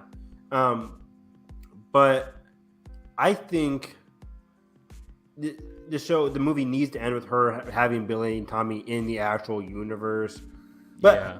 I can see the movie playing out though, where prior to that, she goes into the multiverse, finds Billy and Tommy, takes Billy and Tommy away from the other And multiverse Wanda. creates repercussions. And that- this evil that- Wanda with the yeah. blood on her face is like, you took my children. That's why she's like Oh, killing fuck. everybody. Oh fuck! Could that happen? Yeah, I didn't even. I haven't think read the about leaks that. like everybody else has. I haven't. No. But that's why I think this evil Wanda is so angry, because I think this Wanda took her kids. Dang, I didn't even think about that. Which could be So crazy. you think a different Wanda will end up being the main villain, and then all these side kind of quests will be. Probably. But I think Wanda herself is going to make some bad decisions, obviously. Yeah. No more mutants. But I think she make bad decisions, but it'll all be justified by the heart. You know what I mean? Like, I think she'll be justified by her kid being taken away from her. Like, her just... It all comes back to wanting that sense of normalcy, but the world, her powers keep getting in the way of I that respect kind of this stuff. marketing because I really don't have a handle on what the actual plot is going to be. It's just so vague in terms of I like, feel like when we you keep open up seeing the this- doors, Yeah. things will come through, and I'm like, Okay. you know. Or Yeah. desecration of reality. Must go. So I'm glad that the marketing is like It all that comes because to. But yeah, I think like with all the things I've seen so far, I think Wanda's going to be the inciting incident for a lot of things. Like, yeah, I I feel like think we she's the one bringing the chaos to the temple. Like everybody's like gearing up, and I think Wanda's like, "I've come to bargain." Like Uh-huh. I've come to wreck some shit. And Doctor Strange, everybody's like, "Oh fuck, here comes Wanda," and then Wanda just starts trashing on the who temple. wrote this movie? Raimi. Did we ever look this up? it's the Loki writer. Oh, you're Walden? right. Yeah, Michael Walden. Very exciting. I But yeah. commend the trailers have mostly been showing roughly the same scenes. Like we keep Yeah. seeing like like Wanda's estate and like the fuck. How many times we're gonna see the fucking bus get sawn in half? The saw in half, the them looking up at the clouds like camouflage. I mean, it's a dope shot of the serpents coming out of his hands on like the Dutch angle. What if Wanda like tries to take America Chavez? Dang. Possible. Like, I need you to open up the door to the multiverse here for me, because the chaos magic isn't working. Maybe. I'm gonna reiterate the shot of zooming into Wanda's eye. It sees the two glass prisons Cages, that the Illuminati have. Oh, I forgot that- he's been tapped for the untitled Kevin Feige Star Wars Mhm. project as well. Yeah. But yeah, so I'm curious. I think Wanda's gonna make some bad decisions, but I hope she ends the movie in a happy. Give me just a happy ending for Wanda. She Can we deserves go it. look for Vision? Give me a happy ending. I think her kids are gonna be the heart or her turning point. I think her kids can be the one to tell her like you're doing the wrong thing. Yeah. Hopefully, but I think hopefully she gets what she wants in the end. Just in terms of like, obviously, she's gonna get the "I know what I did was wrong" cliche. But I want her kids to be happy. I want her to have some sense of I want her to smile, please. I just want her to smile, be back to where she was, because she's critical to like phase 4 and everything. I want her to be in a good state moving forward after this movie. I don't want her to be like, throw me in prison or some bullshit like that. Like, I would hate that if she gets like thrown in prison. If she gets any kind of punishment, like granted she's doing bad things, but this is a comic book movie. We don't all need to be punished and bullshit like that. I mean, if they didn't have her locked up at the end of WandaVision, I don't think they're gonna have her locked up here. Hopefully. Right, Star Wars. So yeah, it's interesting. I'm excited for Multiverse of Madness. Crazy, we're only like 4 weeks away, less than that. But yeah, up next we have. Speaking of punishments. Somebody is not coming to the Oscars for 10 years. Oh. Will Smith. This little extra. Yeah, that's my reaction. I think it's just as performative as the actual incident itself. I also find it ridiculous that like all of his projects are getting shut down. Like that's the craziest thing. I'm like, man, Bad Boys for Life. There's no way. Bad Boys. I mean, granted, the Oscars thing is he can't come to the ceremony. He can still get an award, but he still get nominated. He won't get any votes though. I guess so. Yeah, probably not. But someone mentioned like what's probably gonna happen. He'll find some new indie movie in a couple years. There'll be this redemption tour thing. He'll have repented for his sins type deal. That will be the lead thing of the campaign. I'm changed. I took a look back on my life and I realized where I went wrong. Blah blah blah blah. Tom Cruise the next autobiography book will come out. Yeah. It will be fine. These people have millions of dollars. It's crazy to me. It's crazy because I'm like, ever since the event, I'm just like, this guy. Yes, he shouldn't have done it, but I'm like, 10 years is way too much. Out of all the shit in Hollywood. Out of all the shit in Hollywood that's happening, they're acting like this is like so bad. Chris Rock didn't care, right? Like he didn't. He probably does. Chris Rock, this will be a net positive for Chris Rock. He'll make more money because everyone making more money. They're two grown men. They probably apologize behind closed doors. Maybe you don't know. It doesn't matter. It shouldn't affect us. It shouldn't affect our enjoyment. So it's like people are making this way too personal for themselves and for the organization. And it just like at this point, I'm just like, I don't care. Will Smith got his Oscar.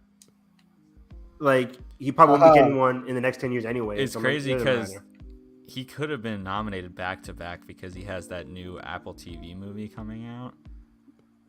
Called Emancipation, which is supposed to be like $120 million. It's already been filmed and everything. I think it's a slave movie, but you know, with a twist, right? I think there's a kind of something like that. I can't remember what the premise is. So he has that coming out, which is exciting, and that could be a big awards contender. But I wonder how they handle the release of it. But even before the movie came out, I was like, that might not be an award contender because it's so the subject matter. But apparently there was buzz around it because during filming and all the script or whatever. But now that's kind of been put on ice. That's put on ice. The David Leitch movie, they might be looking for a new actor, which is crazy to me. Dumb. Oh, that Netflix movie. It's Netflix, first of all. Why does it matter? Why does it matter? It's a Netflix movie. Yeah. It's all Bad Boys for Life? Reactions. Come on. Bad Boys for Life. Give me that. I'm excited for Bad Boys 4.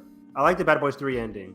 Yeah, I do too. Bad Boys 3 was really fun. They can't take it any longer because, what's the other guy? Martin Lawrence. I heard Scorsese. he needs some money.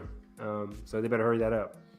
But yeah, this is... the I Am Legend product just got announced a couple weeks ago. I Am Legend with Michael B. Jordan. You know what? I honestly think sometime next year they'll revoke the ban and even if they don't he'll get connected with the right people and he'll make the apologies that will convince people that he is. His next movie is gonna make like $50 million. It's gonna be big. So I think Will Smith is gonna be fine. It's just that like the optics of it all just looks terrible for the Academy. I think it's so weird because I think the Academy is trying to like. They've just been floundering over this whole thing, man. They have. Isn't it isn't it so funny how hard the Academy is condemning him, but like in the moment of the fucking broadcast, they really like focused Right? on Like, they did not cut away from him, and they let all of his like mouthings run on air. Yeah, that's because the point that gets me, because during the fucking ceremony, they explained how Denzel had a talk with them. People talked to him. Nobody in the ceremony was upset at Will Smith, but then afterwards, people would come out like, "Oh, you know what? That really bothered me. Fuck off." I'm Like, traumatized. Granted, you can have your opinion about it. I'm not gonna say fuck off, but like, Yeah. if it bothered you, it bothered you. It's not the best look at all. It's not a great look. You should have done it. But what I'm saying is, like, if it bothered you, it's fine. But handle it the night of. Like, you're allowed to feel those emotions, but the night of, it's like, it dragged on for so long. But now, like, Monday, Tuesday, Wednesday happened. It's just weeks have gone by and people are still like, it just got in the crosshairs of like 17 other topics. Yeah, it's crazy. When it probably should have been limited to just like, oh, that happened. Mm-hmm. Great. I keep seeing these posts of just like Oscar slapper Will Smith. I'm like, you're in the fucking New York Post. What are you doing? Yeah, people overblew that. First of all, it's the New York Post. Nobody reads the New York Post. Yeah. This is the New York Times, the New York Post, which has like less followers than like your average Twitch follower. So it's Twitch streamer. So I'm like, less than us. Less than us. So I'm like, New York Post is garbage anyways. They're not meant to be reputable source. So Oscar slapper was ridiculously. Aren't the New York Post what the Daily Bugle's parodying anyway? Probably. Pretty much. Same font and everything. Yeah, that's about it. It's hard to even talk about it because it's so annoying. Yeah, and the more I talk about it, the more I'm just over it. Like, yeah, I was over it that night. I moved on. I was like, who's gonna win the best picture? Like, I was so into it. Yeah. Of course, media. And like the Academy needs to fix their issues with how they run the show, regardless of like. Yeah, the ceremony in itself. Yeah. The whole tone of it was off. They were making fun of everything that was nominated. It wasn't really a celebration of those actual movies. Can do that. You can pull off your, because I think if they're funny jokes, but ever since Ricky Gervais, people are like, oh, people like that hateful comedy, which hateful comedy is hilarious, but if it keeps, you can only get away with so much self-depreciation. Yeah, exactly. The balance was off there. Can we actually enjoy the films, please? I think give me a behind-the-scenes look about how Spielberg pulled off the fucking puddle shot, because that's what people like us care about. Like, I think the ceremony stuff wasn't awful. I think it's better. It's just definitely better than last year. But hey, Soderbergh did his. I think it could have been a lot better. I even think the hosts were fine. I didn't hate Amy Schumer like most people. I think some of her jokes were solid. Like when she tried to be Ricky Gervais, I think she had some bad ones as well. I think same thing with Wanda Sykes and even the more egregious thing is the Kirsten Dunst situation. I thought that was horrible. Right after the whole Will Smith thing, like they're playing up. And then she comes out later. She comes out. Oh, I was gonna tell an Alec Baldwin joke. Fuck out of here! Someone's life was that was awful, day, dude. That was bad. Yeah, that was bad. Disgusting. It was also weird that after the ceremony, she was like, "The slap traumatized me," but then she literally just played into a fucking the whole Kirsten thing you just did was played off that. What are you talking about? I think it's funny how after Trainwreck, which I love, with her and Bill Hader, after that movie, her career was a train wreck. It's like after 2015's Trainwreck, she really just tanked for me. Like, go back to your Hulu show. Like, we don't care. Go to your. Anyways, speaking of another difficult conversation before we end the show, Ezra Miller's projects are on hold.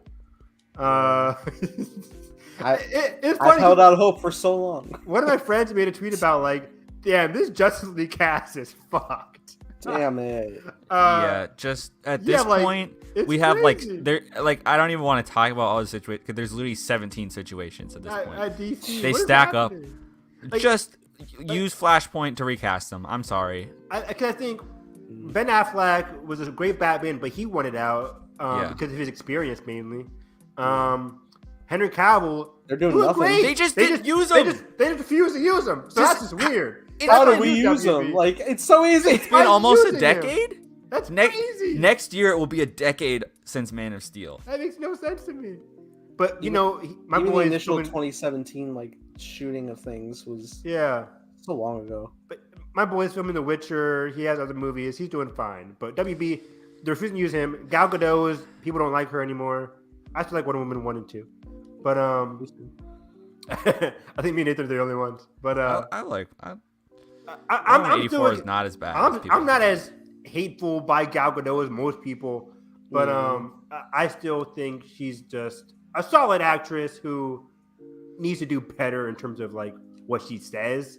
But I'm still excited for Wonder Woman 3. Anyways, and we haven't even mentioned Ray Fisher, which as a whole. Ray Fisher, again, same thing with Henry Cavill. They just refused to use him. They butchered his everything. The studio's like really screwing him. Studio screwed over those two. But then you have people like Amber Heard, Ezra Miller, and it's just like, what is happening? Yeah, it's both just boiled up. It's just Ezra Miller in particular is boiled Ezra up Miller so more much. so, yeah. Ezra Miller's like, he's putting his hands on people, which we knew before this situation. This is spiraling because of the recent scenario in, I forget where it was, but he like, did he put his hand on people recently? What did he do recently? Recently he yelled at somebody, right? He yelled at a couple at a karaoke bar. He lunged at them. I think even to like a point later, I don't know if it was the same couple, but like he lunged into someone's hotel room through a window. Yeah. Yeah, and then the Rolling Stone article comes out. There was issues on the Flash set. He was having outbursts. Yeah, not like outbursts towards like the cast, but he was having like he was mentally not okay. Like he was like breaking down. Like so, I do sympathize with that, but at some point he needs to just there's a common denominator. Acting, get some help. There is a big thing to say of just like obviously if somebody needs help, they should get the help, but that's also not an excuse to treat people harmfully. Lunge at people. Nor to commit arrestable offenses. And we still don't know what happened with him choking that one girl. At this point, I'm now like of the camp. I'm now of the camp that probably that was an outburst by Ezra that I'm sure was vague enough that WB probably paid off the woman. It's horrible to say because if that was real. Right? That shit was like assault and battery, like heavy battery, like whatever the worst battery is. That was that. Dude, it was swept under real fast because that was in April 2020.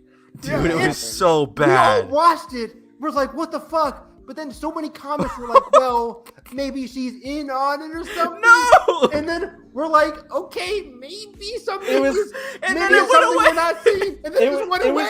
It was literally the real-time moment of like watching the Oscars in the Slack. Yes. And we're just like, oh, they haven't cut away and he's shouting obscenities. Like, what is happening? It's like, oh, he was drunk, or like it was swept under the rug. Like it was definitely crazy. Paid her off.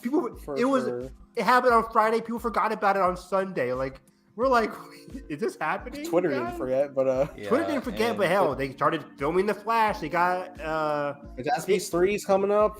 They got the director. They got Fantastic Beasts. I'm like, I guess okay. But then like all this report came out and people are coming out like, yeah, this isn't that surprising. People in Hollywood have known about this. So yeah, and at this point, oh boy, I think they just should use. What are you watching?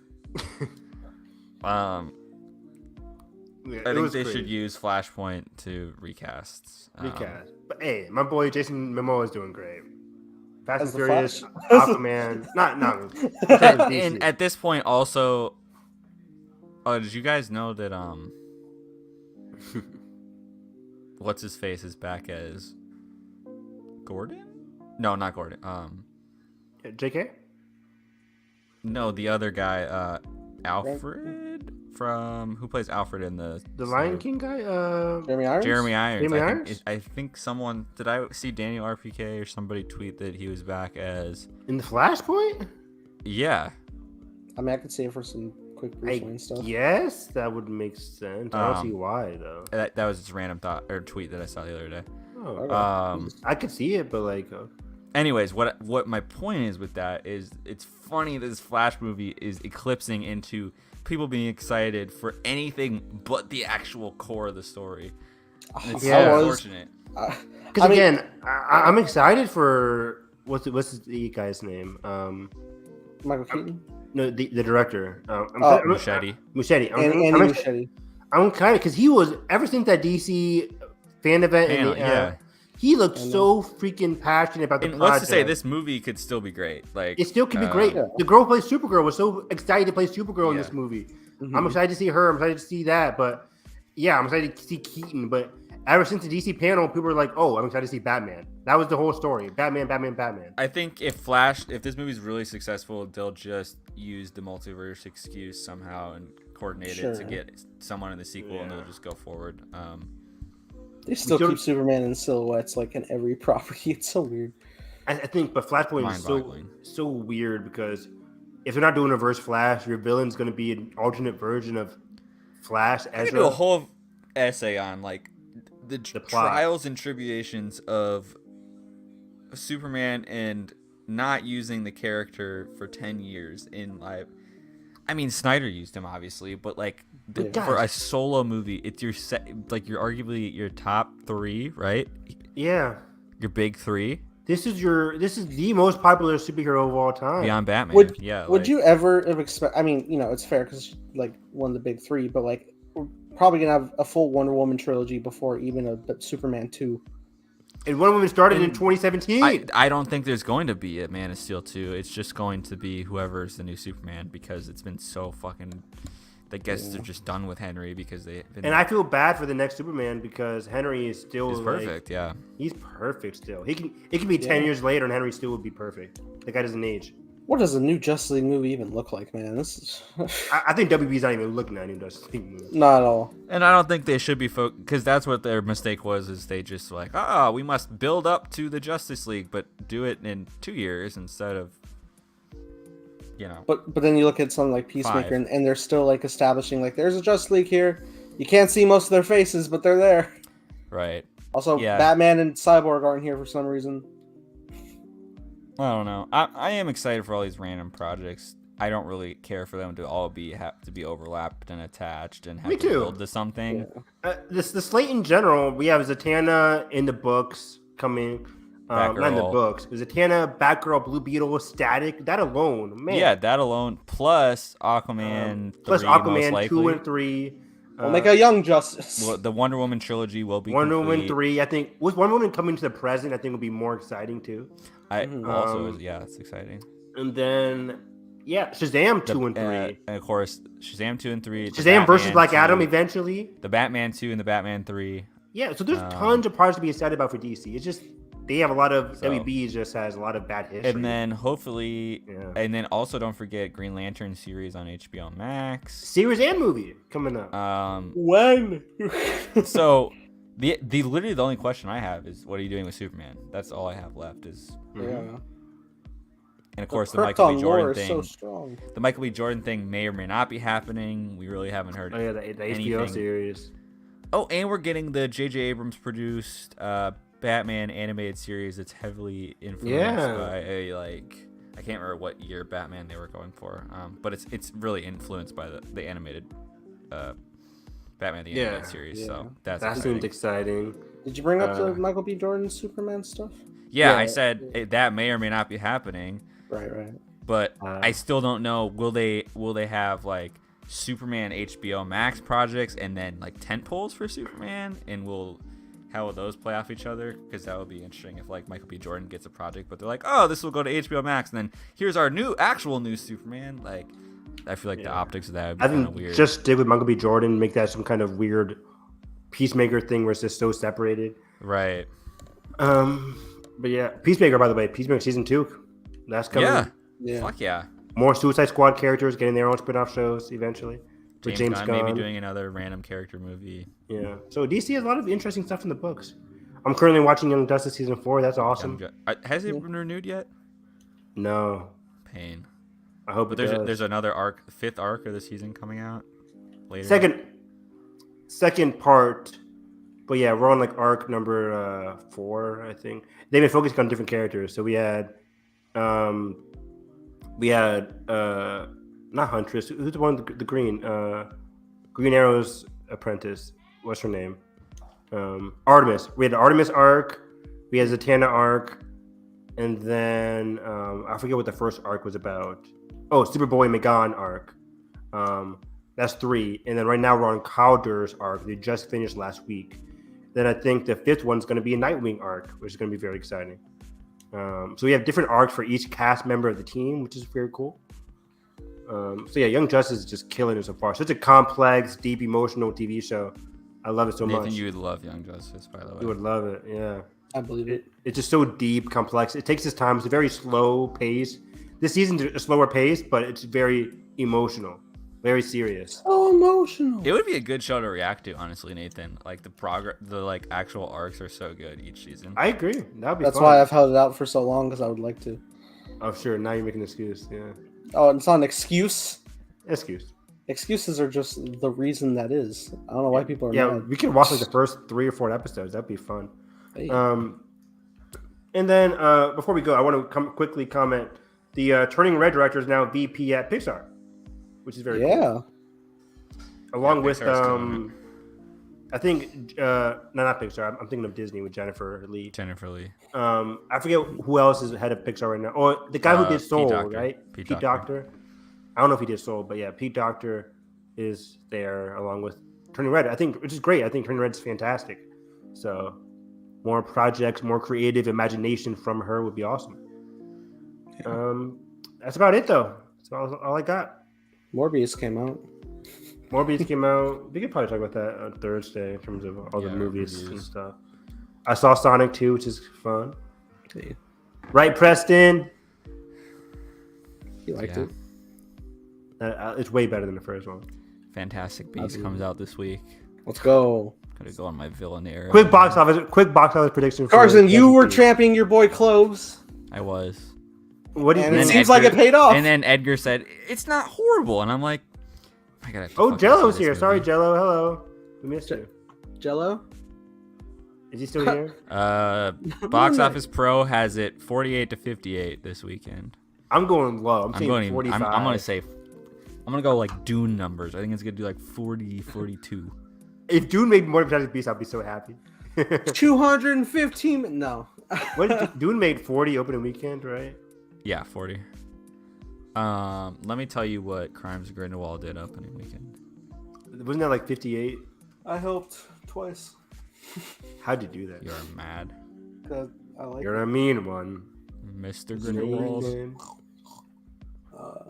Wow. Yep. Crimes of Grindelwald, keep in mind this was in November of 2018, did 62 million opening weekend. Yeah, baby. No way. It barely made it past 150 or almost 160 million. I went to the fan event. Domestic. This thing isn't making over 100 million domestically. It's not. No, I'm gonna say 35 million. This motherfucker still made $44 million on disc sales. Who fucking bought this? Wow. That's crazy. 30 million in Blu-ray sales. I bought digital. Maybe because it's part of the collection set, people bought the collection. Yeah. I still need to watch the extended edition. No, you don't. I do? The what? The Crimes of Grindelwald extended edition? No, there's no way. There's no fucking way. It's in the bonus. It's in the bonus. There's feature. no fucking way. That's crazy. But yeah, I'm going 45 million. Tomb exposition. Yeah, baby, I was hooked. I was so lost. I was hooked. People say this is the best movie of the trilogy, by the way. Really? Wow. Yeah. The bar is low, but I accept.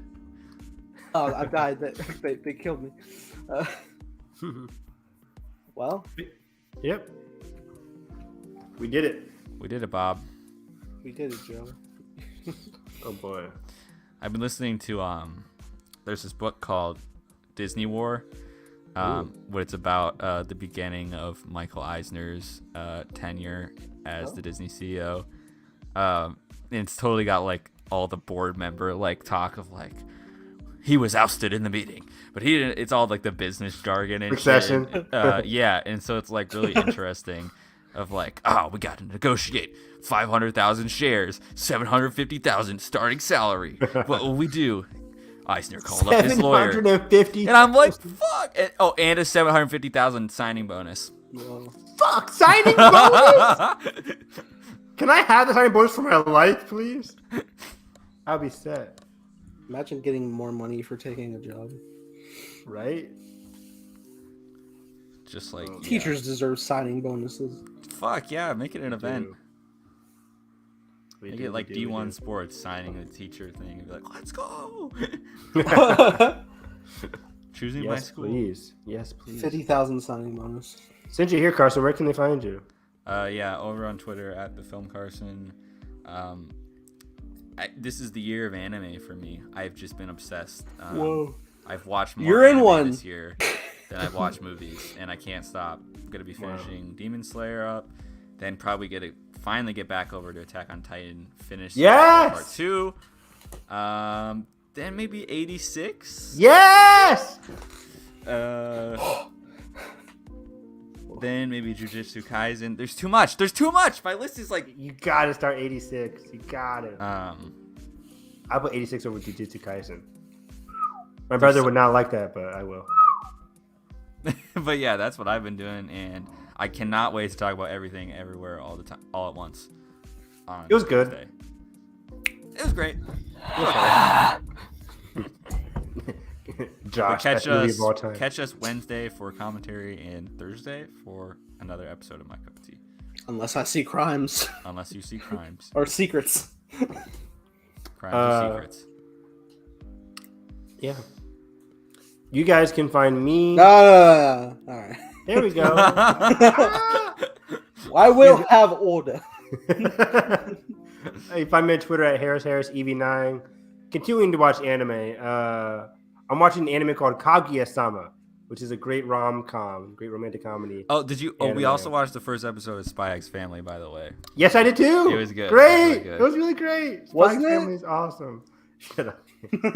Can't keep getting away with this. But Spy Family is very fun. Guess I who's really coming liked to it. Better Call Saul? Another rom-com. Oh, we didn't talk about that. Better Call Saul is going to Thursday, come out Thursday. next week. Yeah. Yeah, Spike's Family is great. Kaguya-sama is very fun. What else am I doing? I'm watching Big Brother still. We're nearing the end of Big Brother Canada 10, which is great. We're at this part of the season, people are like, this season sucks, right? I'm like, no. All my faves are leaving. But I'm like, I'm so unemotionally attached now that my faves are gone, and I'm just like, I'm just here for chaos.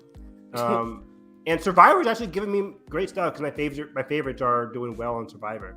God, I forgot to start Survivor. I'm so behind now. We have the merge. The tribes, all 3 tribes are merging on Wednesday.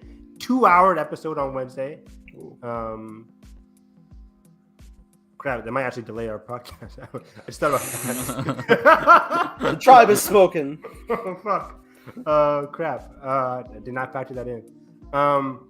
But then Survivor's great. I've actually been reading more of Midnight Horizon. And once again, I thought I'd finish it over spring break, but I didn't have time. It's been a 2-month process, and I love it. You figured out every.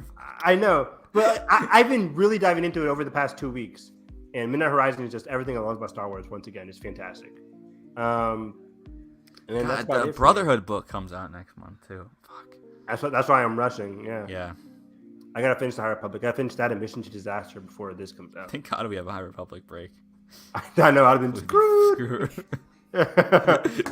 Yeah, that's been me. good That's shit. been me. I need to finish Uncharted. Yes, you do. play Uncharted 4, please. I have. Where you at in Uncharted 3? Fucking. Are you Is the stuck bar on the still- puzzle? Are you stuck on the puzzle that I got stuck on?